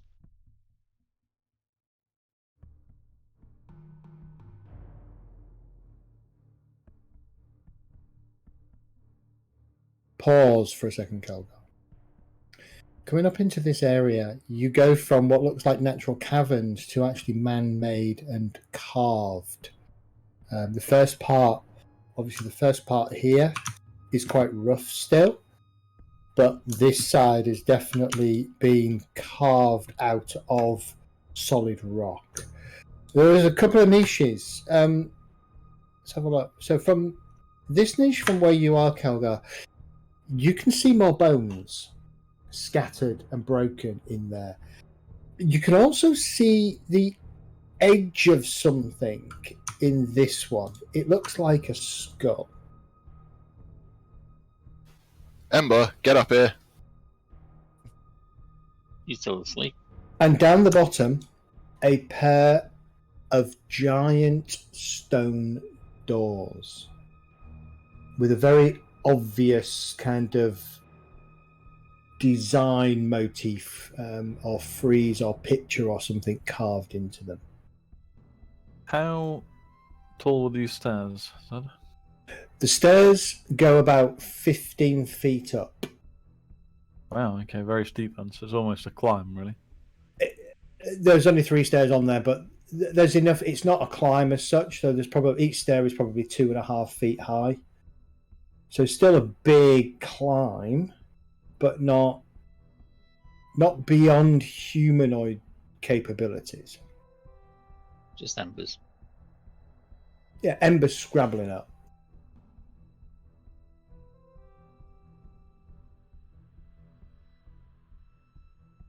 There are any traps in Ember? Are there any traps along this corridor?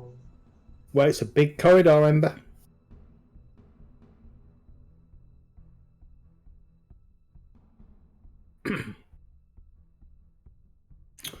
Give me investigation checks. That first portion of the corridor that you've travelled in, definitely not trapped. You are 100% confident that there are no traps. You just said the place I've just been from, not where I'm going to. Yeah?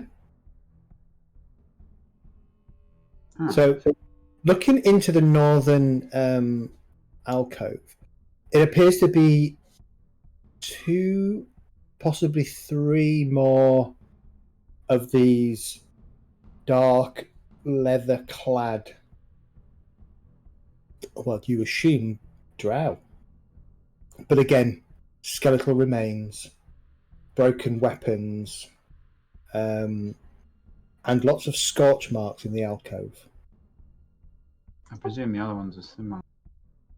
No, to the south is a huge 10-foot skull with a singular eye socket above very pointy and rather large looking mouth. Is it dead? Oh, it's dead, yeah, it's a skull.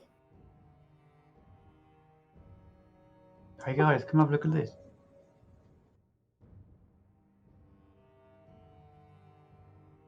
But there isn't a wibbly eye in view. I was going to say, is there a body or is it just a skull? It's just a skull. Don't go further on, I haven't looked at the traps there yet. Is the skull just kind of like lying there, like it's been decapitated, or is it mounted to the wall or something? It's just lying there like it's been decapitated, but there is no body. It's just a large skull. 10-foot skull, that means the body must have been, 30, 60 foot. Look at Kelga's backdrop. Mm-hmm. Yeah, I'm not thinking it's got. I'm not thinking it's got legs. No. I think it used to have lots of extra bits on. Crap! Thank you.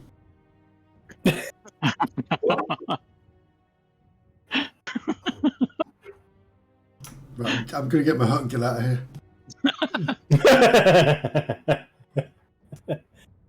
There is a door at the bottom, a big set of stone. Well, actually, now you're a bit closer. It's too light for stone. Sorry, too light for granite, anyway. It looks a little bit reflective, so the light is kind of reflecting off it. It's almost marble.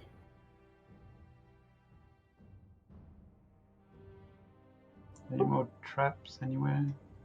Give me another investigation check. I just rolled it. Yep, no, doesn't appear. The entire corridor up to the door does not appear to have any signs of traps. In addition, there doesn't appear to be any sign of anything being up here. You're kind of wading through a layer of dust. There's certainly no signs of snails coming up here. Dust, as in dead body dust? As in dust. As in just natural dust. Which technically, in a human's house is a lot of dead people. detritus. That's right. Yeah. as you get to the door, it seems to be telling a story. There is what appears to be a large hourglass that looks to be empty. The last, sort of in that neck of the hourglass, there seems to be the last couple of grains of sand just dropping into what appears to be an almost full hourglass at the bottom. Stood next to one side of that is this huge, strange, reddish, almost metallic skin, bald, two-headed gnoll. With one hand he's gesturing at a pair of doors that seem to be swinging open. And in the other hand, he just holds a... Hold on, what does he hold in his other hand?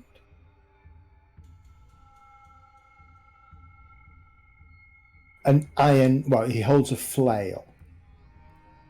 In front of him, kind of back to the audience, if you like, but with head turned, holding hands, appears to be a man and a woman. You can tell this because obviously you can see the faces and they're distinctively male and female, perhaps elven, but they feel and look more human to you. One of them is wearing sort of robes that the patterns on them give you a sense of nature.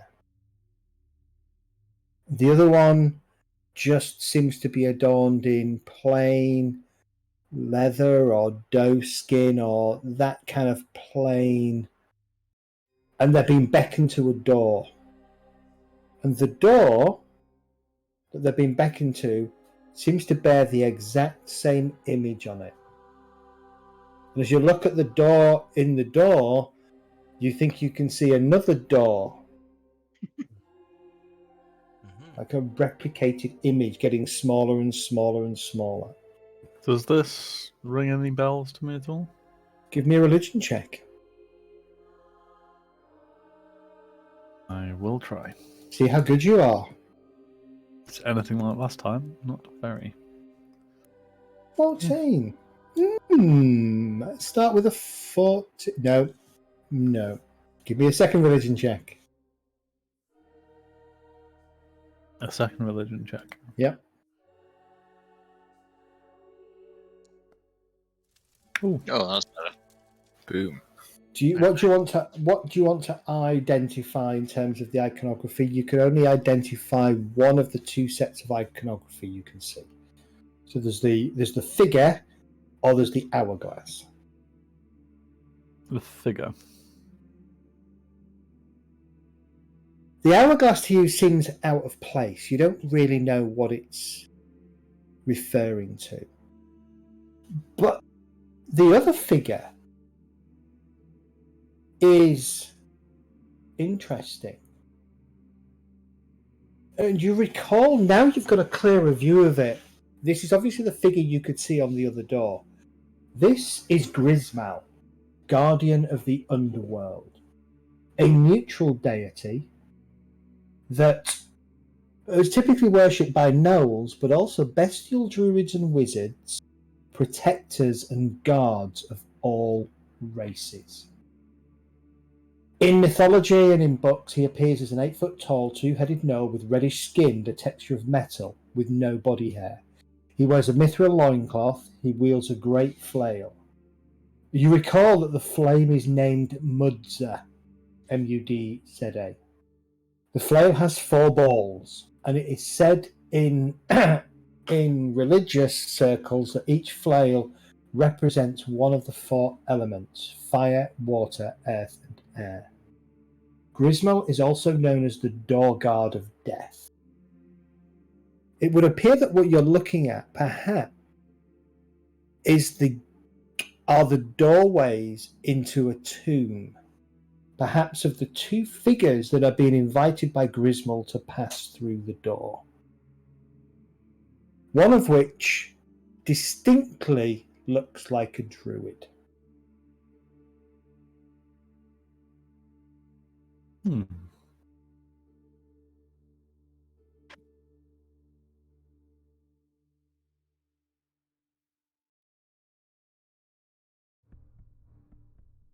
Anybody else have religion? Half religion. Give me a roll.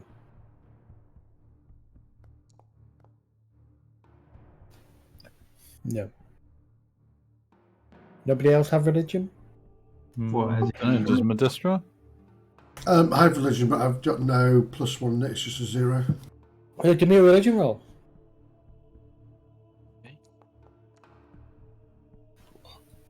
Roll for 16.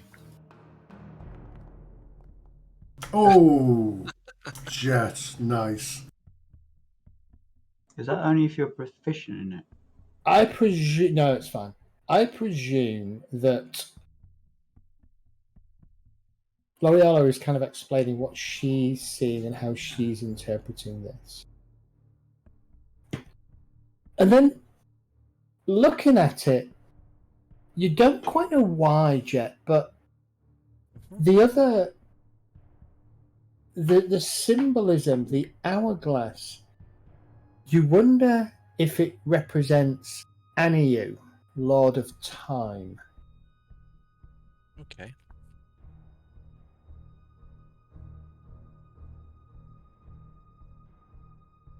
It is said that he knows the total history of the universe and possible destinies of every creature therein. And he has bound himself by powerful oaths not to directly interfere with time, only interfering if the balance of law and chaos or good and evil is severely threatened.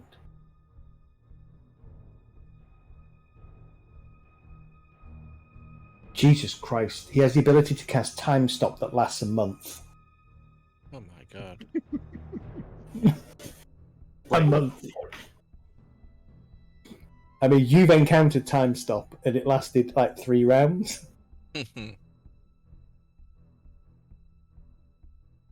That's what you think. I mean, how the two relate, you're not sure. Although maybe you could be.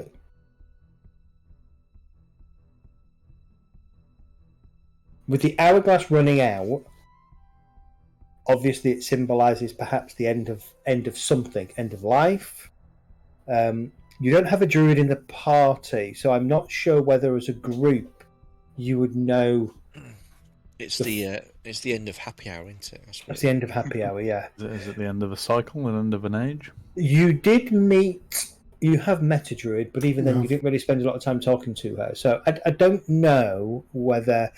Everybody, give me a straight up intelligence roll. Not our forte. No, as a group, you are not intelligent. You're very wise. You're pretty attractive. You're very strong. You're quick and nimble. You can even, withstand Nobrot at 600 paces. No. But intelligence. There's only one of us batting above average. Yeah, it's the The fighter. That's Nobrot kid. All spellcasters forget it, but the So fighter. I'm gonna give this to Jet, I think. So as you found yourself kind of staring at this alongside L'Oreala, and you're kind of bouncing some ideas off each other. The thing that strikes you, Jet, as odd, and because you're an elf, you will have met some elven druids, and some of those are even ancient, are more ancient than even the oldest non-druidic elf that you know in your community. And it is said that at a certain point, druids become everlasting. And yet here you have what clearly seems to you to indicate a druid of some kind being invited through the doors of death. Perhaps by choice, perhaps to fulfill a destiny or a prophecy. If Aniu is involved, very possibly it indicates the fulfillment of some kind of prophecy. but there is no iconography, and there's nothing to indicate who this druid could be. Okay. Well, I should relay that to the party. Is this something we want to mess with? I don't know. Should we? I mean, the doors are secure, so should we leave it? What did you say the name of this god was called? So Aniu, Aniu, the Lord of Time, seems to be represented by the hourglass, and the two-headed red metallic hairless gnoll is Grismal, the god of the underworld. Wait, so they're both on this door? Yeah. So the Lord of Time. And the Lord of the Yeah. Underworld. Your time's up, and Grismail will let you through. Correct.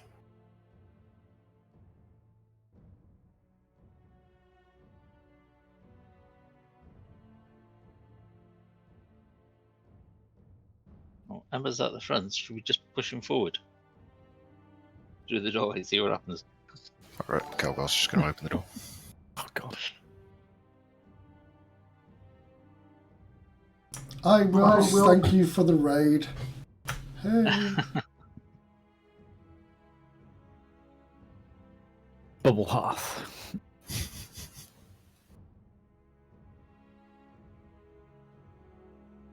I'm looking at your Wilderlands deities. They are the common deities that you may. And the Lord of Time, but I can't find the other one. Does the door open under Kelgar's attempts? Oh. No. Probably for the best. Alright. Let's try those other stairs then. I agree. Let's get back. Can I push the door? And we all pause. I don't. I just keep walking.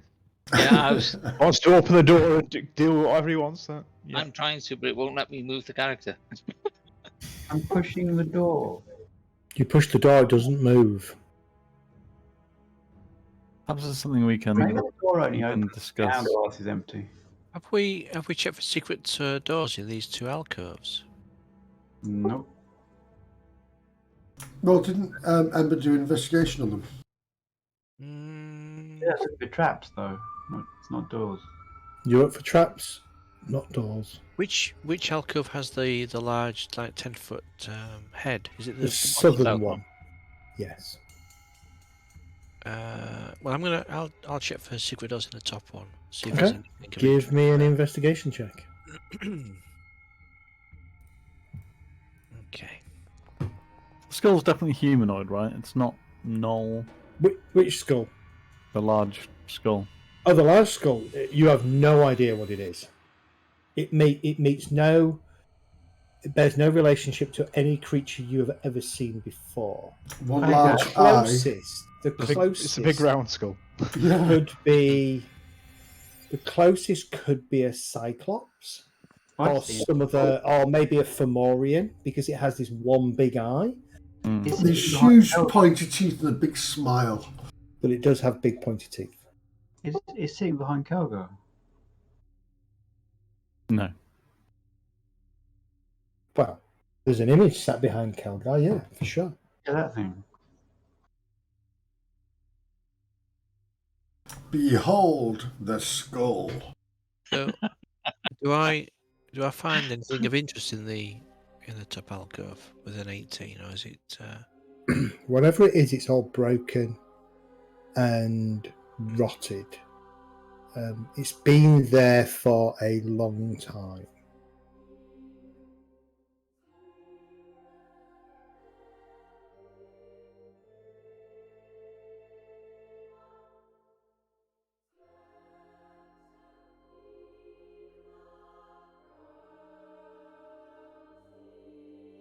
Right, let's see what goes down.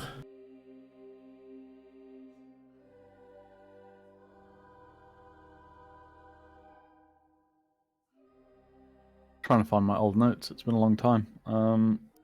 What was the druid called who we know? Because we could possibly talk to her about it if we ever get back out of here. Oleanne, was it? Oleanne, yeah. Yeah. Remember, you're a long way underground. Which in and of itself is also strange to have a druid down here, so far down, but, you know, there are still things, beasts and plants that need tending to in the depths of the Underdark. Why are you guys all clumped together like that? Fireball! Everybody roll Dex, saving Because we were throws. waiting for the rogue to stop dicking about in the other room and come through and Yeah, 2 scouts were and behind scout. it.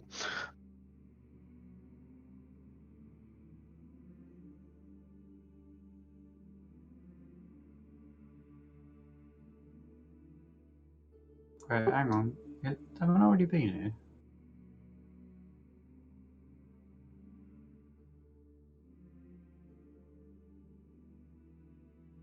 Yeah, I think your portal things are a bit dodgy, Zed.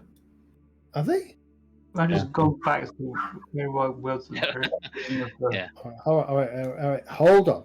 Or are we? Or get an eternal loop? Yeah, it's a Mobius strip. Yes, indeed. We're trapped in the dungeon just going back and forwards. What's a Mobius? And Ember's going, no, we've not been this way before. It's an infinite symbol, that. Think Oh, of it like is it a number yeah, 8. it's like a figure eight, yeah. over it. There you go, I fixed it. Is it like when Thor runs around that thing and... Yes. As you step down, this is going down, you know, in a tight spiral for a while, probably sort of nearly 100 feet down, even further. You can start hearing a strange bubbling sound. Around again, aren't I? We got everybody on the right map now. Right, hold on. No, I'm not. I'm right. Just hold fire and let me get everybody to where they need to be. Yeah, that's what I was trying to do. Oh, right, okay.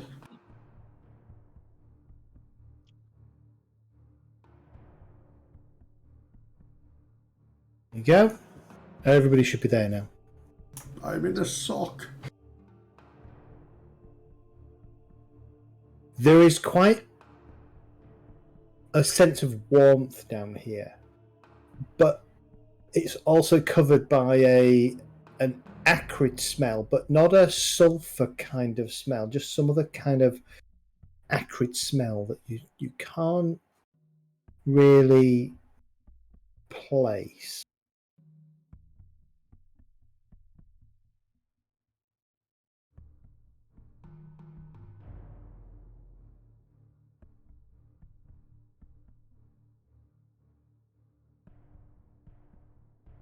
I am hiding, aren't You're kind of in a bit of light there, but you can hide, yeah. I? Yeah, whoever's holding the lanterns, stay out of my light. I mean, I'll stay out of their light.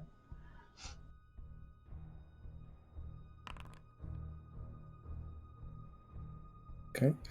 All right. Is that As a you pool of come- water? No. It appears to be a pool of greenish liquid that's bubbling gently every now and then. Absinthe. Put your hand in it, Amber.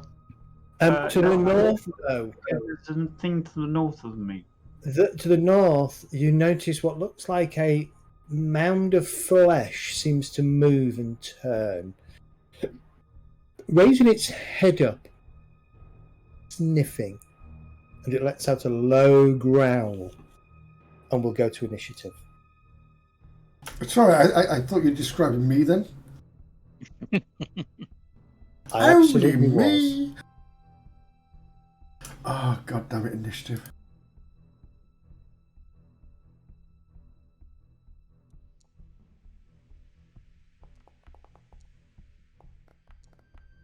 Was I hidden from that thing, or was that thing just You'll find out when we go to combat. probably a dark side or something?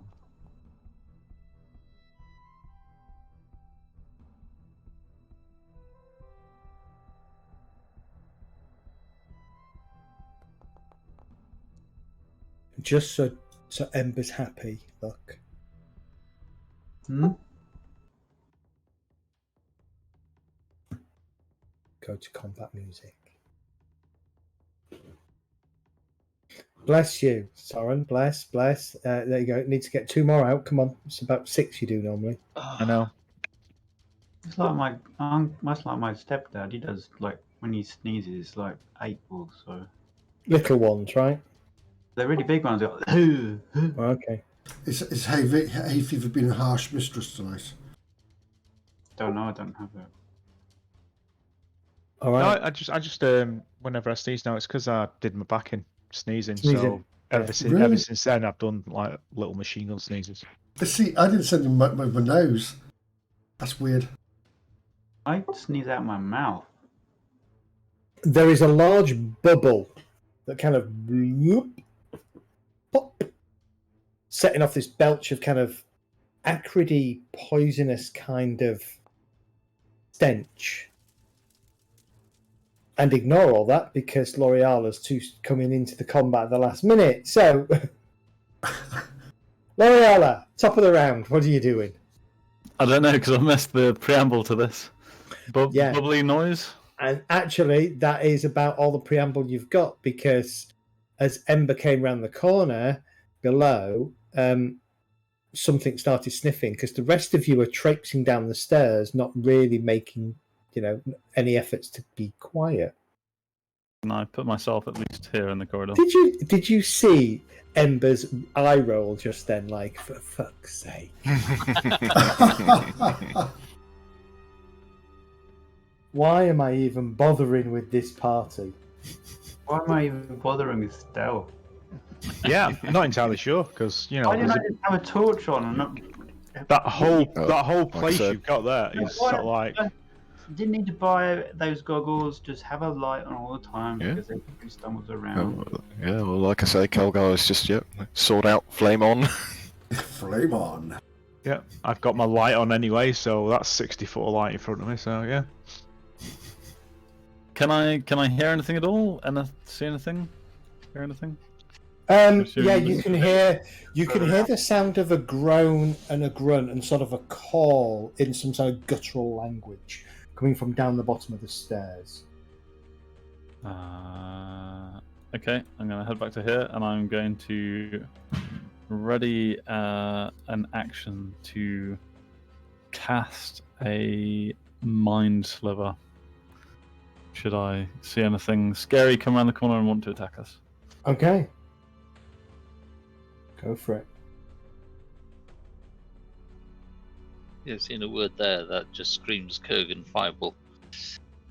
I'm alarmed that Zed's room is glowing red.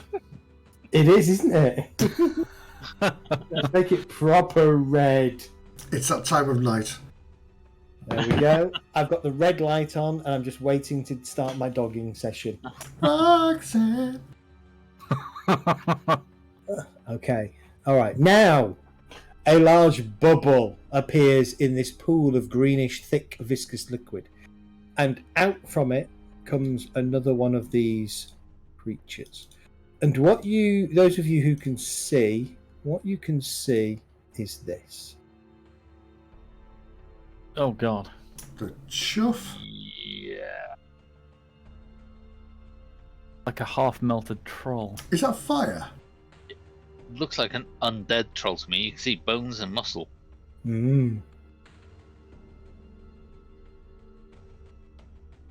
This one's heroic as well. Yeah, all right. It looks heroic.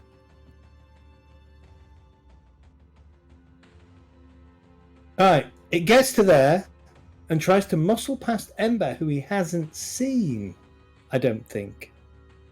At this point, I would like to cast Mind Sliver on it. And he doesn't see. Yeah. Okay. He's going to...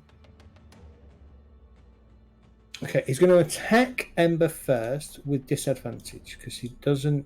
Something's stopping him, so he's swinging out at her. How come that one's not on the tracker with for me?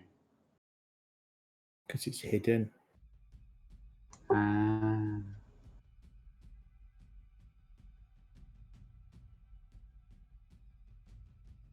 This thing kind of bites down towards you. Oh, hang on, ignore that. Just cancel that for me. I didn't do it with disadvantage. Sorry.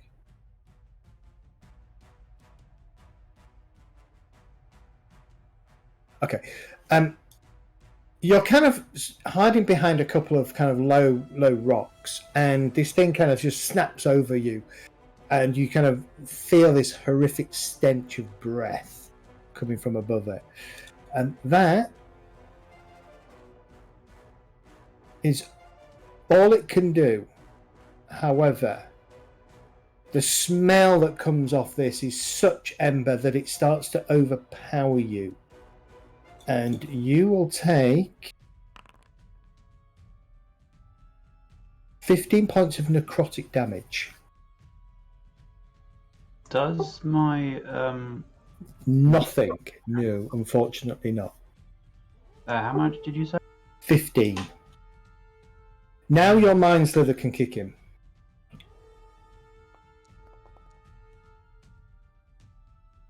Ooh, nice. Max damage, loving it. And the heroic rock troll, did I tell you what it is? The heroic troll fails, so he takes 12 points of damage. Fantastic. Beautiful. And it kind of looks past these rocks and fixes its eyes on you. Alright, that's its go. Rage, you are up, Mr. Rage. Ragey poo. Okay, move forward.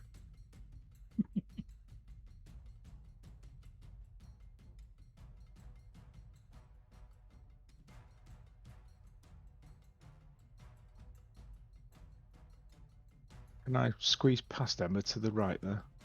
Yeah, you can get past, yeah. I'm only little. The stench is awful coming off this thing. And even as you look at it, it almost looks like bits of its skin are just sloughing off and landing in a pile underneath it. Okay. I think I'll stay there for the moment. Stay there. And hit it! We will rage. Okay.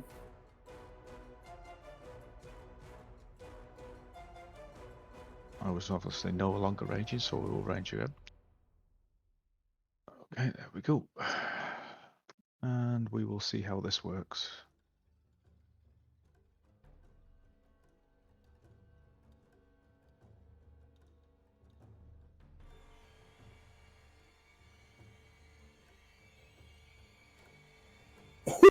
Going reckless. Absolutely. Whoa.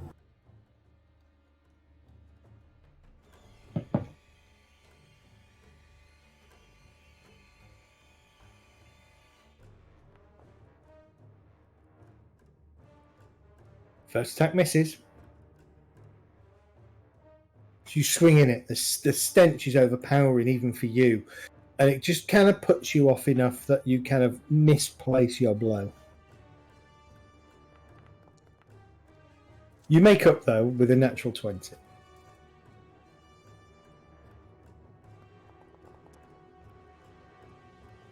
Nice. Nice! The fact you roll a 2 is still get 30 damage. Yeah, should have been so much more. Yeah. And yeah, that's that done. Okay.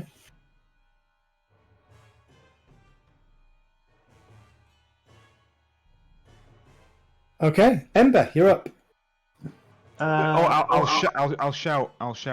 There's two that I can see. One to my right. And I'm going to shout out, these are trolls, so therefore fire damage does hurt them, probably. Would Have I you know? fought trolls before? Don't know if I have in the past. Brought up by dwarves. Probably know about trolls. What is that? Did someone ask for fireball? Yes, please.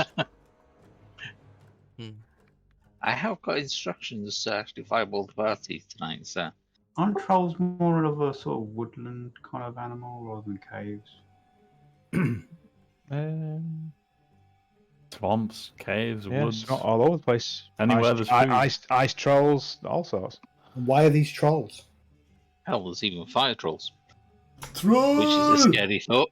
Anyway, Ember, you're up. Well, you did call him a rock troll. So. I did call it a rock troll, yeah. Yeah. It does look like a troll. Does look like a troll, yeah. Does look like a troll. Looks like a troll. Tastes like a troll. I'm not going to try and taste it because it's an all ogre. rotty looking and horrible. Hits like a troll. Was that troll or truck? Troll. Truck troll. Alright, Ember, what you doing? Stabby. Alright, you stab into it. You miss.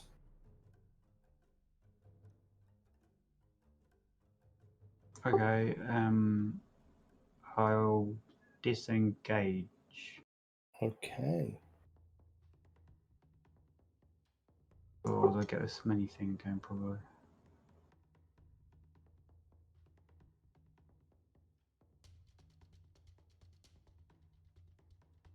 Right. And I'll stay there. Okay. Alright, next up we have Jet. Okay. Well, I can see this this troll here. We can select it. Lovely jubbly. Let's unleash lots of damage. Sorry. Okay. Can I use inspiration for that roll? Can use your inspiration. Yes. I don't mind if you do. Oh, it's not selected, but I haven't used it yet today, so. No. Right. Okay, let's do another normal attack. You shall roll a 1. Okay, and then my second attack. It is not Jet's evening. It's just dreadful to He see. had 2 20s in a row, though. That's why. You know, here's the thing. Here's the thing, Jet. You've been in the Underdark now for over a week, and you're starting to get a little bit claustrophobic. That's it. That's what it is. You're missing the forest. You're missing the grass between your toes. Okay, so I shall end my turn there, having hit with 1 arrow at least. All right. Having taken cover behind the little girl. Next up, we have Kogan. Indeed.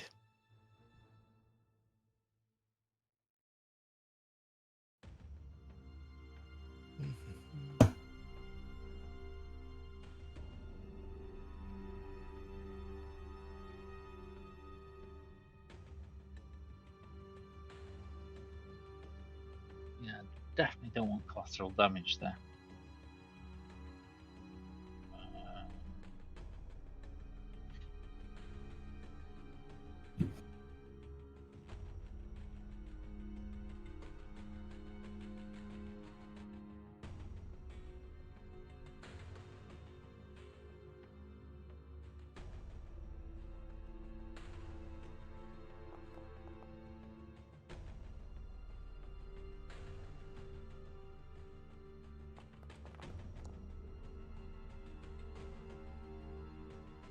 I'll have some of that. Doesn't ask for the next one, so do I just cast it again? But Cast it again. Yeah, just cast it again without using a spell slot.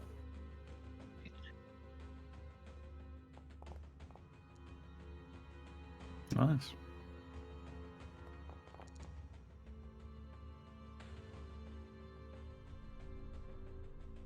I was foolish to think that just one of these would have been enough to slow you down.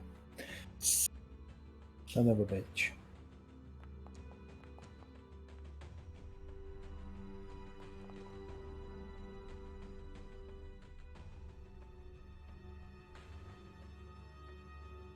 I'm rather ace rolling there. That's beautiful.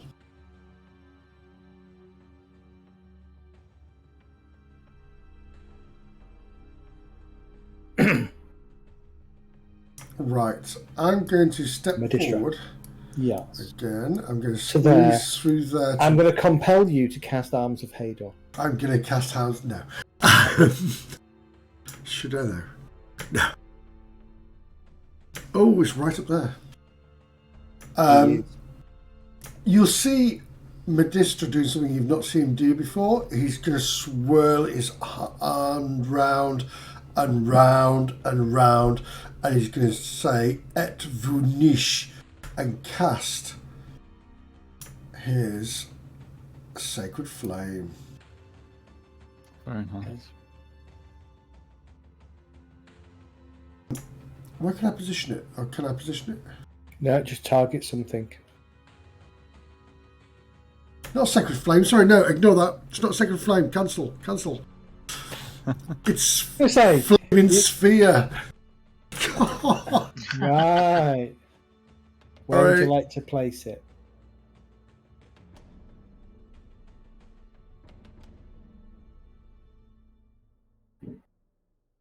Cast spell. I was thinking sort of here. Oh, That's a bit of a pathetic-looking fireball, really, isn't it? it's purple. It's what I do.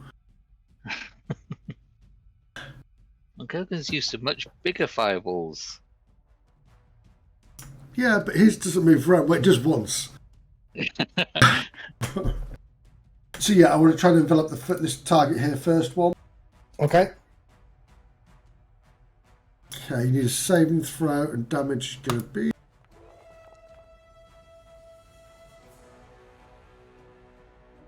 Okay, the troll fails its saving throw as the fire washes over it or washes into it.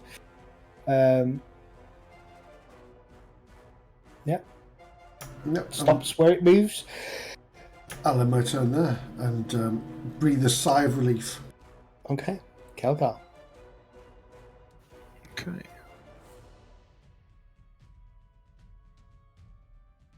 That's 5 to there.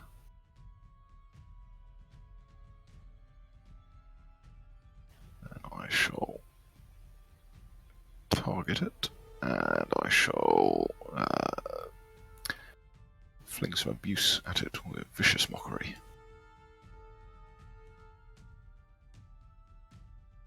Your mother was an elderflower. Your father was not.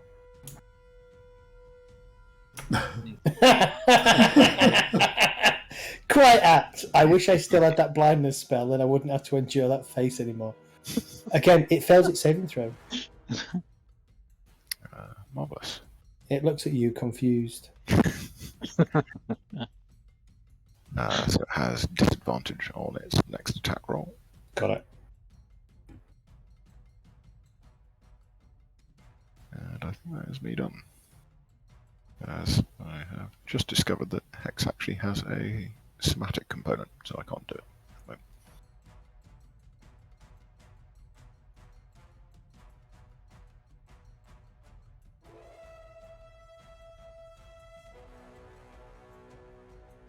Can't you put your weapon away and then do it? I suppose I could. Okay. But then, yeah, okay, yeah. So I shall sheathe my sword, hex the creature as well. Can't you just do it one-handed? I have a shield in the other hand. Oh. Whereas I have a shield in one hand and Top nothing of the in the other. round, L'Oreala. Well, okay, this thing is still standing after it's been blasted and chopped and all sorts.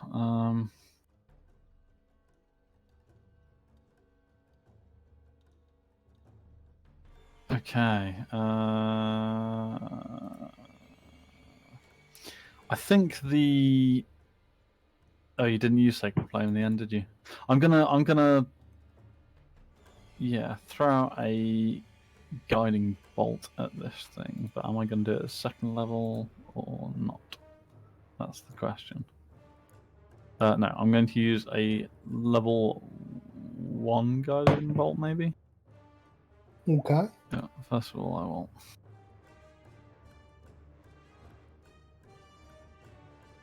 Is this... Sorry, what's the button to make the, like, ping on the screen? X. This here, is that navigable? It's up to you. It's a greeny, gloopy looking viscous liquid. No, then. That's what I just said as well. Alright, I will back up to here and I'm going to cast a guiding bolt on this. I mean, given back in the day, Jet caught Fesrid Nobrot from sewage. This doesn't look as... the sewage looked much more appealing than this. Yeah. Yeah, I'm not going to go for that. I'm just going to... I think I'm going to re-roll that one, thank you. You're going to inspiration I'm going yourself. to inspiration myself on that one, yeah. So I'll just recast it without cost, yeah? Yeah. Hopefully not roll terribly again. That's better. That will hit. 14 radiant damage. Nice. The next attack has advantage. So it's get disadvantage on its next. Is it next singular attack? No, it doesn't get disadvantage. It's the next attack on it gets advantage. Yeah, but there's also another effect on it as well from Vicious Mockery. Oh. Which I think is its next attack is disadvantage. I think it is, actually. All right. He's going to... Is it just next attack or next attack sequence? Next attack, it says. Next attack. Okay, so the first attack... It's claw. Disadvantage. Swings at rage, misses. Second attack. It's not a disadvantage then. That was disadvantage. No, I was reckless. Oh, reckless. Oh, right. Well, okay. So that was a normal attack. Then the rest of its attacks are advantage. Mm-hmm. All right. So second claw on rage is advantage, and I am going to still freaking miss. And his bite. Oh, I'm gonna hit rage! Yay! Fuck off. 25 points of. How? Jesus Christ! That 50 total? No. It's 1 point of piercing damage plus 4, so that's halved. So that works. And then 20 points of necrotic damage. Wow. Which I don't think is halved at all, is it? Nope, not at all. So you took 22 points of the 25 points of damage. As this thing just chomps down on you. And as it comes back, after kind of penetrated into your arm and your bicep, it smarts, it stings. There's that stingingness that it kind of leaves in there. Now. Rage, you're up. Okay, I'm going to hit it. You're going to kill it, but go for it.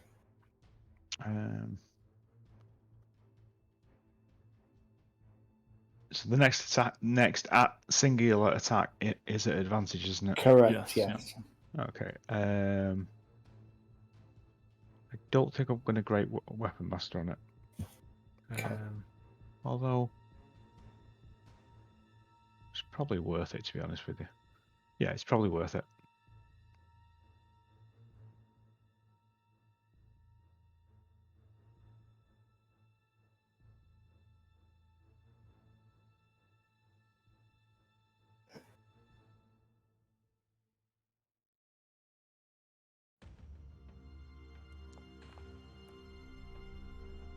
Hit, roll your damage.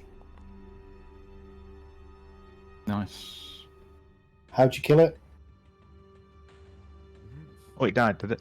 Oh, yeah. Rage will let out a massive bellowing roar as its necrotic damage starts taking effect on him, and it'll swing his axe across its right knee, and as the leg collapses, he'll bring it out in an overhand, crashing down across its neck, severing its head. Nice. This kind of sick thud and this strange, this sickly, nasty kind of aroma kind of wafts from the decapitated head and body. Anything else? Yeah, was there another one? There was. Can't see it at the moment. Did I see where it went from where I was? It went in this direction. But from there, you don't know where it went. Okay. Right, so I've not moved, so I've got... Okay.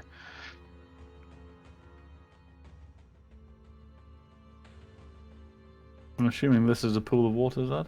That is that pool of viscous... it's the same as this stuff. Yeah. Did we hit? You can't see it. I think it's in the pool.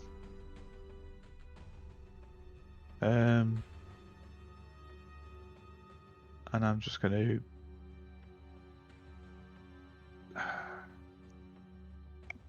I'm telling Maddie to watch the side. Yeah, I think it's in the pool. It made its way across there, and there's an entrance to the pool. And I'll just make my way, and I will cease there. Okay. Ember. Are you a bit close to that ball of fire? Yeah, you're right next to it. Okay, I'll leave a little bit further. You'll find the way. No. Ooh. Good to know. It's one of those spells that can hurt anybody, I think. Yeah, if you end your turn next to it, it gives you a good burning. And everybody likes a good burning, especially witch hunters.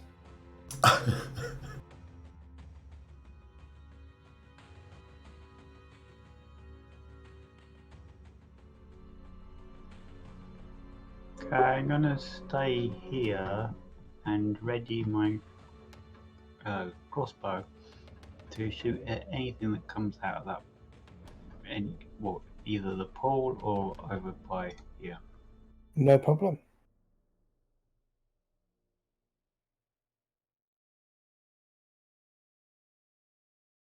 Jet. Okay. Let's have a little mosey.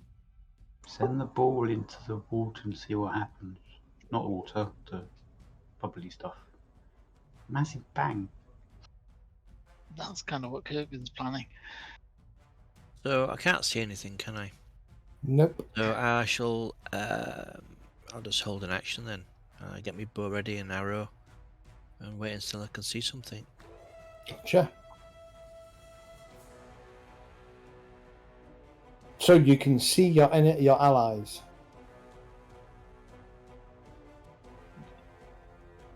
Kurgan, you're up. Kurgan's... I'm going to cast a firebolt into the green liquid, see how it reacts to it. Okay.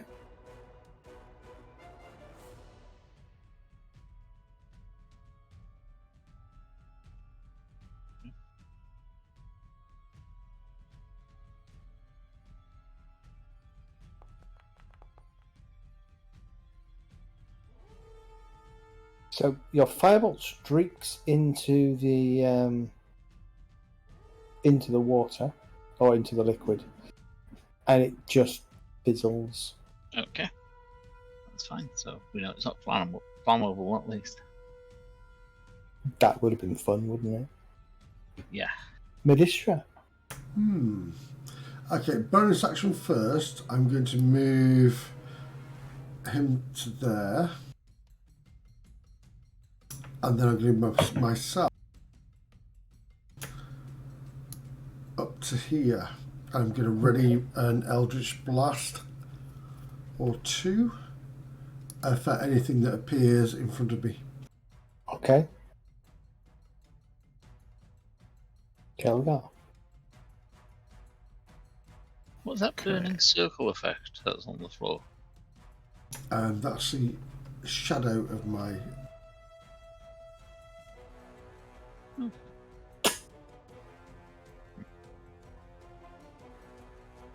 Yeah, it should move with the actual sphere. Is that still there, that big flaming ball then, or? No. No, it's not there.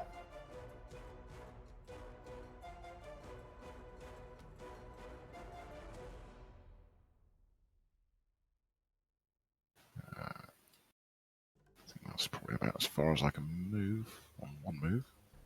Still can't see anything there. Sure. Double move. Okay. To there. Okay, that's me done. All right. Lorella.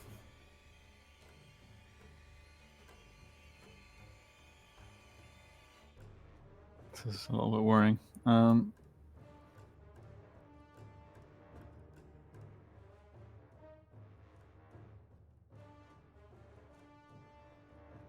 Okay.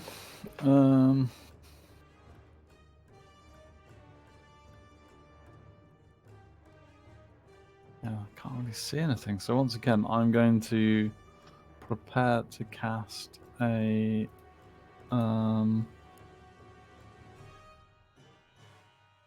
Mind Sliver if I see another one of these trolls jump out or come within my sight radius.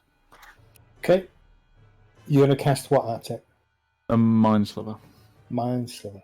Alright, Rage, you're up. Okay.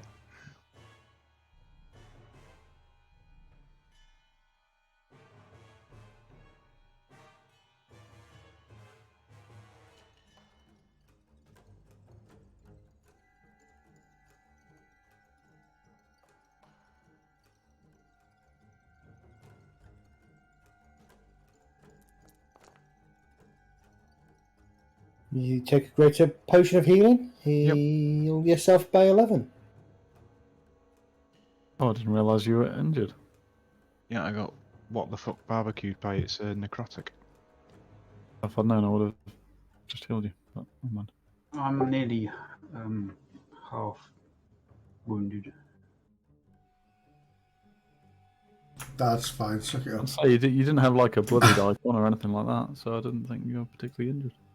No, but it does necrotic damage as the massive part of it, so it attacks 3 times, I think. So it does 3 of those on me. Yeah, it does. I'm wiped. So. Yeah. He wasn't blooded, but he's right. 3 hits on him would have taken him down. Wait, it's my turn again? Yeah.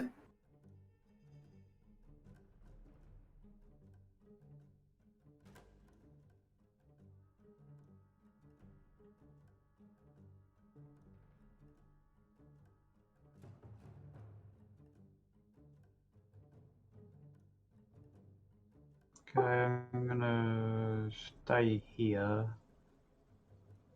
Hide. Okay.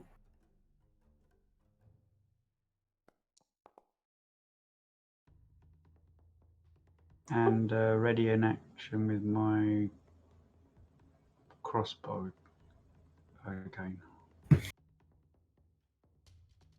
Okay.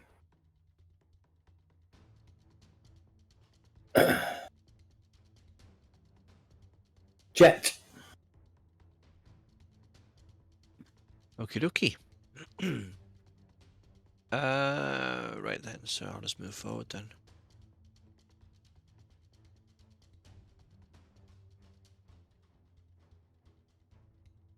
And then I will ready an arrow, and that's it. Kurgan.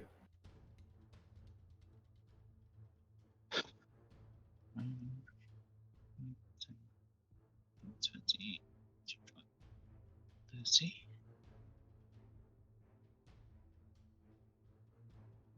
And already Scorching Ray, I guess. Remember, you'll lose Scorching Ray if you don't cast it. At some point. They're already a firebolt them. Gotcha.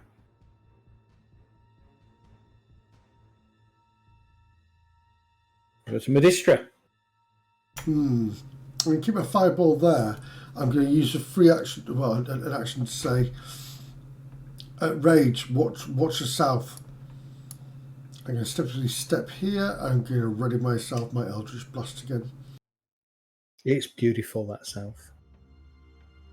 Up, down, south. Up, down, south. That doesn't make sense. Kelgar. Okay.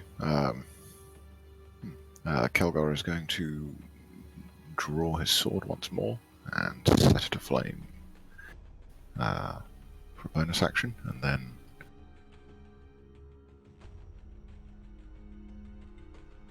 there and prepare a verbal assault on whatever unpleasant thing may re-emerge.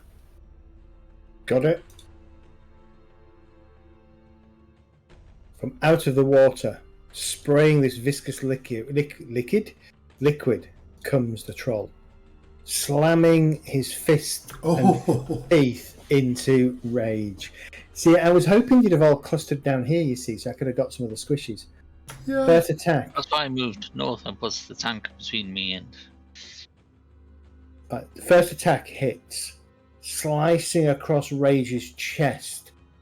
12 points of damage in total. That's after count. Oh no, 6 points in total after counting the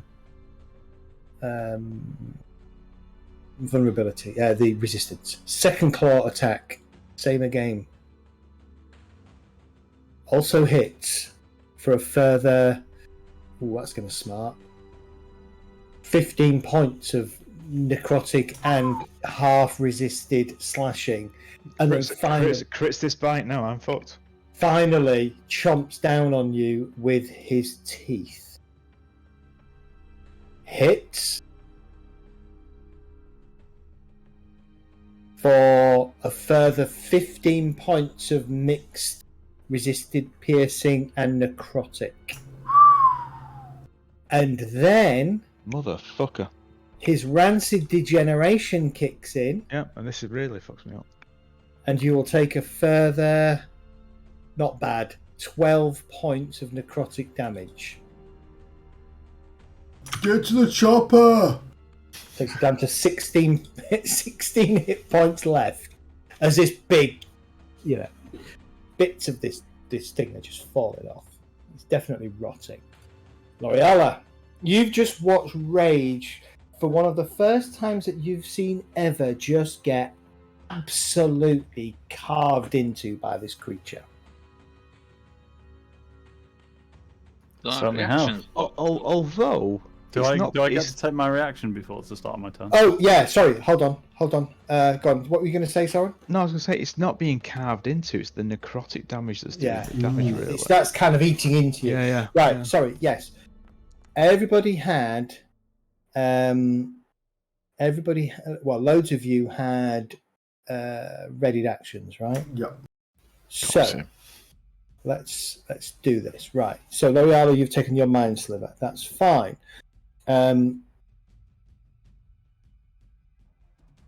Ember, do you have line of sight? Yeah, I can see it.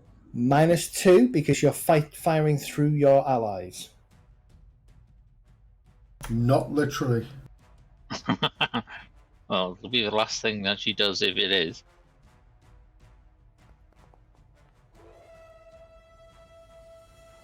You didn't do your -2, so that would have been 15. Bear with me a second. That would have missed. Oh, God's sake. I'm going to use inspiration. Are you sure? Yeah. Okay, roll your inspiration. Remember the -2. Same bloody result. No worse. Yeah. So your bolt kind of skitters off and hits a rock. Okay. Okay. Who else? Kurgan, you had a firebolt, didn't you? Roll your firebolt.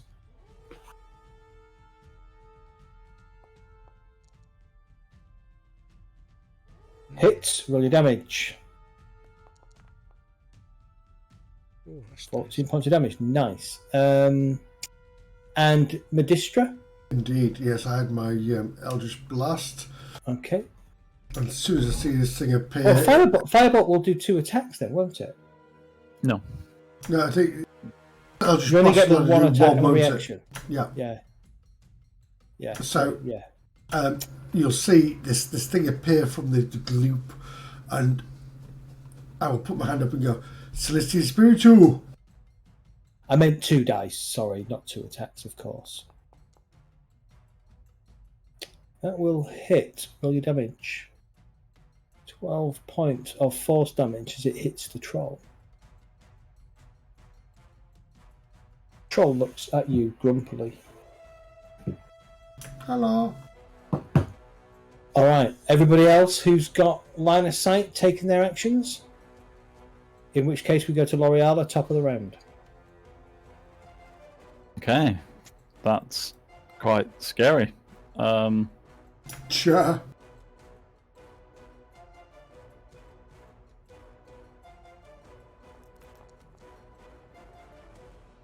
Rage, you feel the warm, gentle, caressing touch of L'Oreala on your back. You do. I'm going to re-roll 2 of those dice. Okay. Which 2? 2 3s. Okay, go for it. And that's really not providing the right bonus anyway. So, hang on. I'll. It's increased it by 4 anyway, so that should be 22. That takes him to 38. Also, it should be plus a further 3, and then plus a further 5. Where from?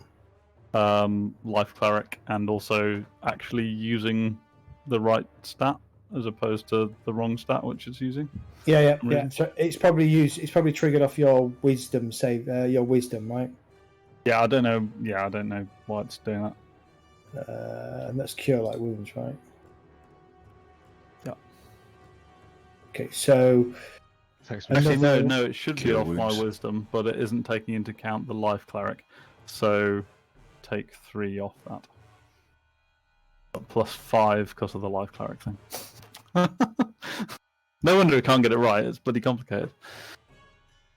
Hang on. Right, so start with the base damage. So the +1 is coming from where?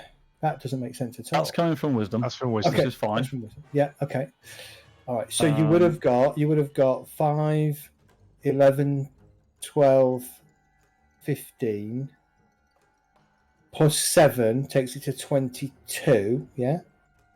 Plus a further 5 for life cleric. Yeah, I think that's right, isn't it? Takes 1 it plus the to- level of the spell. Yeah. So it takes it to 27 in total. Sounds about right. I can't remember what you That's had. 43. 43. I was on yeah. 16.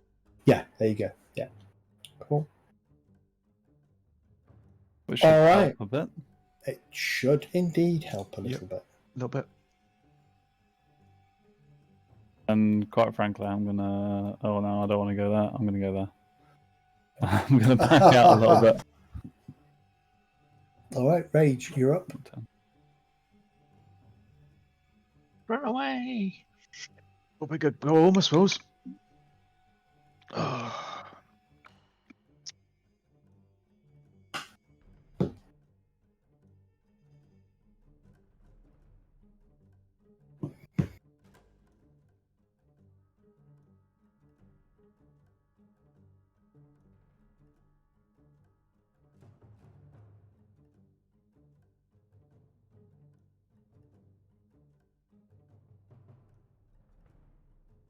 Gotta be done. I am dependent on you guys killing this fucker now, as well as me doing it. So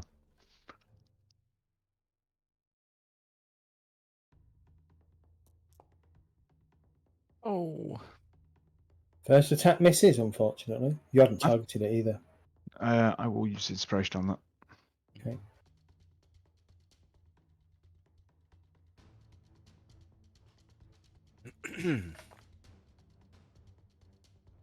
Hit, roll damage.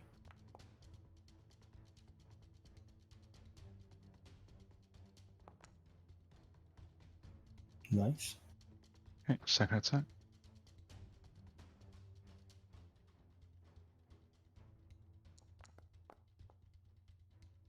Miss. And me done. All right, Ember.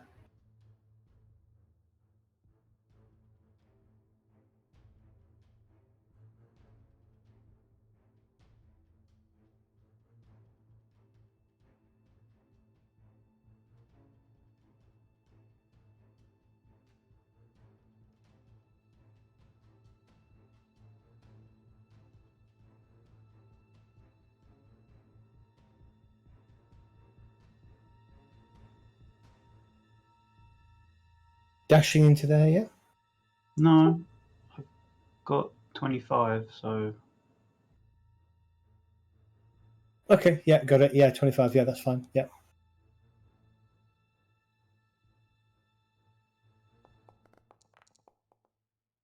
Okay, you dart in, stab, miss. I've missed every single attack this entire session. Yeah, them's the breaks. Change dice. Why is it telling me to roll damage then? You didn't target it. Yeah, you didn't do a Oh, target. Yeah. Yeah, missed his AC. Anything else, Ember?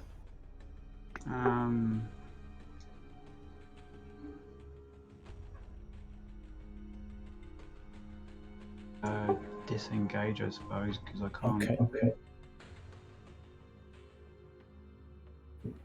Actually, no, I'll stay here because then Rage has a chance of not being here. Okay. Jet, you're up. Okay, I am going to try and move back so that I can see this troll. Yep. Sharpshooter, you ignore everything up to 3/4 cover, don't you? Yeah, I do. I do Yep. indeed. So you ignore Okay. the cover of your allies. So I shall have a go at an attack. Sounds good. Oh, you are kidding. I just not rolling well tonight, I tell you. No, you're not. Okay, let's have another one. Is this in the water or on the ground now? It's better Well, than not rolling anything. right, I'll take the 4. Okay. Okay. The arrow slams into it. Yeah, you can see it's sort of quivering in its shoulder blade. Okay, I'll end my turn there. So Okay. disappointed in that, but never mind. Kurgan. Is it standing on solid ground or is it still in the water? It's part on solid. No, actually, it's in the water. It's part in water, part on solid black ground. Okay. Let's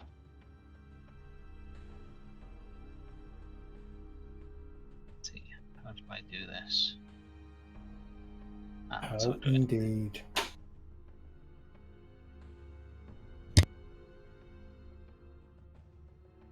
Right. Let's hope this works. Yep, Scorching Ray again.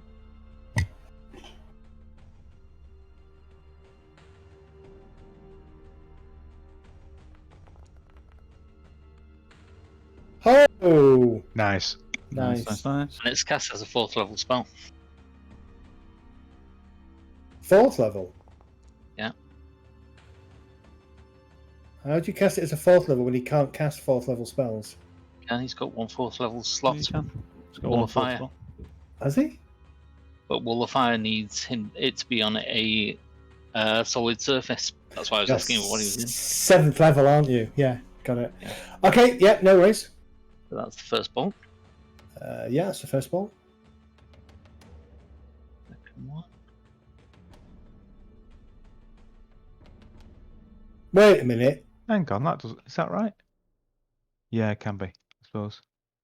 Yeah, 1 additional ray for each level above second. Yeah, no, that is right. Yeah, go for it. Second one.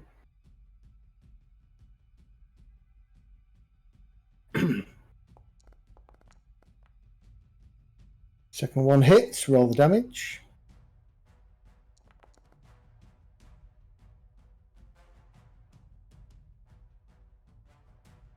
So how many rays is he casting? Gonna count. 5, 6. No, 5. Third, 4. 3. Yeah, 5 in total, right? So that's 2 so far. Wow. Because it's 3 for the level 2, 4 for level Yeah. 3, 5 for level 4. Yeah.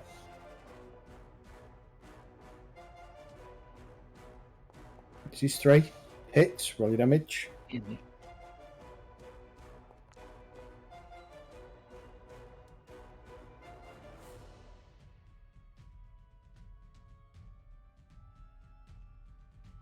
Income on 4. Nice. Nice. Consistently high. Excellent. Nice. Last one. Pouring the damage in. Do it.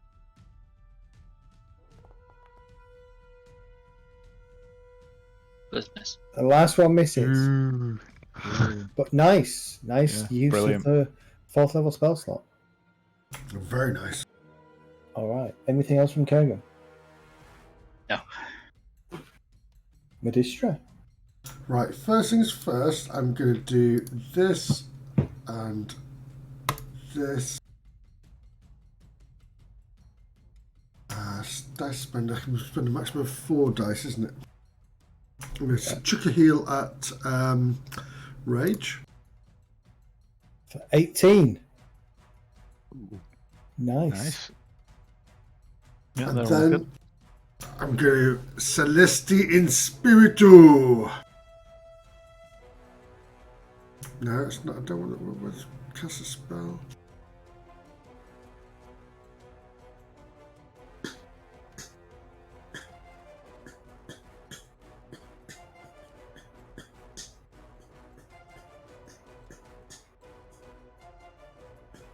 Sorry, there we go. How come he had 5 arrays, not 4? Just at 4th level, Dart. Yeah, But it says above level 2, so that would be 2 extra. starts with 3. Oh, right. Scorching Ray casts 3 at 2nd level. All right. Very Second nice. blast strikes the troll, and it's kind of staggered back. It drops to one knee, and then kind of pushes itself back up. It looks very, very hurt. In fact, there's almost a sense of it wanting to get out of this situation. Kelgar! Kelgar. Okay, let's see what we got.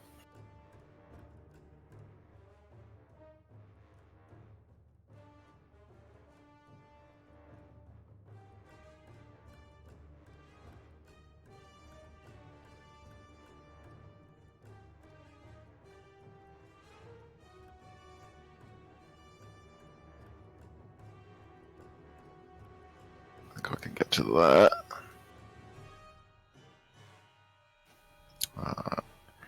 And I shall focus my concentration of Hex on this new one,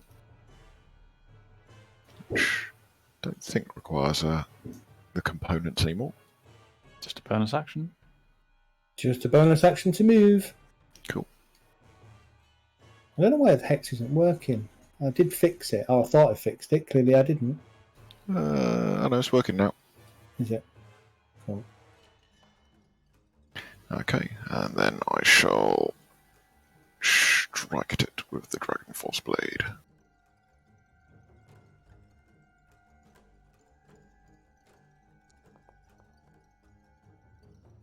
And miss the first one. I shall use Inspiration on that. Should have used inspiration on the last bolt. Just remembered now. Never mind. Nice. Nice. Well worth the inspiration. All right. So Carve into it. It's still going. Give us that extra damage. What is Another that? 3d6 damage. here's to the other come out. 3d6. All right. How do you want to kill it? Yeah, I shall cleave away at its legs, and as it falls forwards, hold my sword up to impale it through the bottom of its chin, up through its skull. Nice. Very nice. So as you cleave its feet, you kind of reverse your blade and watch with satisfaction as this thing just kind of collapses down onto your blade. Its face kind of stopping at your chest height with the hilt of your blade, and then gradually the smoke starts to curl out from its head as you cauterize your blade around its head. Placing my foot against its face, I shall pull the blade out through the front of it, and then swing it to remove the mulch before sheathing it again. There we go. Rage will just rest on his axe and then with his right hand lean over and pat Ember on the back. Thank you for staying. You're welcome. I thought you kind of needed the extra help. Indeed. Other than the odd bubble from this pool of liquid, this whole place kind of just starts to go quiet. The only thing you can hear is those of you who breathe, at least, you're breathing. And, because my son needs me to do something for him, we're going to call it a night there. Cool. Awesome. Yeah, cool. That was Okay. You can... Those were savage. Very squeaky Yeah. very squeaky bum time. That. I can't cast Wall of Fire because it wasn't on solid, or No. that was going to be the spell I was going to cast. The downside to these creatures is they're one really uber. They're counter to normal trolls, right? They don't regenerate. Right. So that's they're very different to a normal troll. They Instead of- degenerate people near them, don't they? They degenerate everybody around them. Yeah, but again, like the regeneration, it's suppressed by fire. Okay, cool. So I had know you that. not rained fire down on its go, anybody within 5 feet takes 2d10 necrotic damage. No Jesus. save. Nice. So, but essentially, trolls for me have one surprise action. If they can get high initiative, or as this one did, come out of hiding and get you, it's probably got one round of having its full abilities, and then you're instinctively just going to unload fire on the thing. Yeah. Well, to be fair, Kurgan really only has fire. It's fire or fire. Yeah. So Or more fire. And the problem, as Dart said in his thing, everybody used fire. In a way, that's Dart's knowledge. That's kind of not necessarily what your players know. You would probably know by now that trolls and fire don't mix. Yeah, sorry, I was thinking. Yeah, no, it's not a problem. I mean, had you done that at sort of second or third level, I'd have gone nuts. Well, I wouldn't have gone nuts. I'd have changed it so that fire didn't affect it in the same way that a traditional troll does. That's the only thing you can do with trolls if you want to use them, because everybody instinctively switches to fire as soon as you see a troll, is to say, well, actually, these are only harmed, the regeneration is only countered by radiant damage or by necrotic damage or acid damage. I mean, acid on these ones is also true, but that's the challenge. But well done. That was a decent little fight for you. Yeah, trolls are very much shock troops, aren't they? Oh, good, yeah. Because they are brutal. But And you're right. these rock trolls, by the way, are CR9, so they're hitting on a +8 to hit. Ooh, wow. Jesus. So you haven't really encountered that much at that higher level that's hitting on those kind of numbers. You're just starting to find it now, so that makes it a little bit more fun in terms of risk versus reward. Yeah, your definition of fun and mine are a little bit different.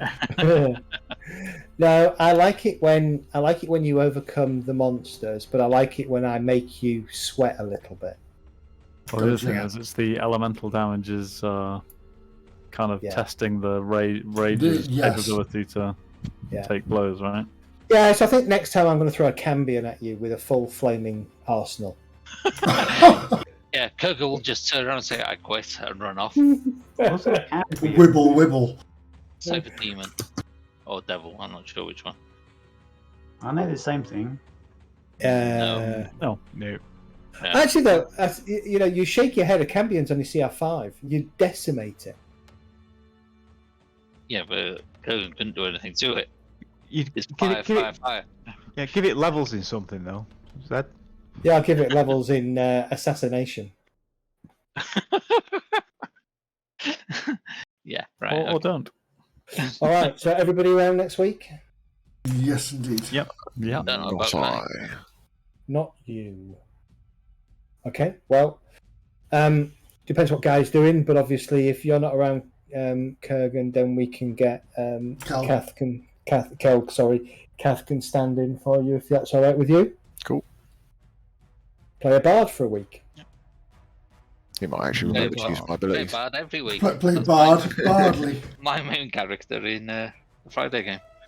Obviously, if Guy's not around next week, stay with Kurgan and I'll just NPC Kelgar. Yeah. Okay. All right, you still got a little bit to figure out down here, and in this part of the world, and then hopefully you're in a position to get a long rest in, and then you can continue heading down towards the Illithid city.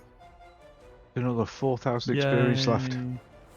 Die. Illithid city, yay! Yay! We'll hit the suburbs first. Don't worry. It is. Going down to a Illithid city where the mind flares are hot and the girls are pretty. No. Okay. No. Oh dear. Right. Yes. We are back on Monday with Trail of Cthulhu, I think, are we? Mm-hmm. We are good for that, yes. Brilliant. We're in Africa. And we are back next Thursday, 7:15, for D&D again, to see where this madman takes us. I'm taking you nowhere. Taking me nowhere. You're on a road to hell. Of course. Somewhere in the background is good intentions, or somewhere in the background is Chris Rea singing "Road to Hell." Yeah. Not going home for Christmas then. No. No. Not going home for Christmas. Where are we? Sweet Train. No, it's not quite Christmas yet. All right, guys. Pleasure as always. Cool. Yeah, Yeah, enjoyed fantastic. that. Brilliant. And I will thanks, see guys. you all soon. Catch you next Take time. care. Be safe. Bye. Okay. Bye. Bye. Bye.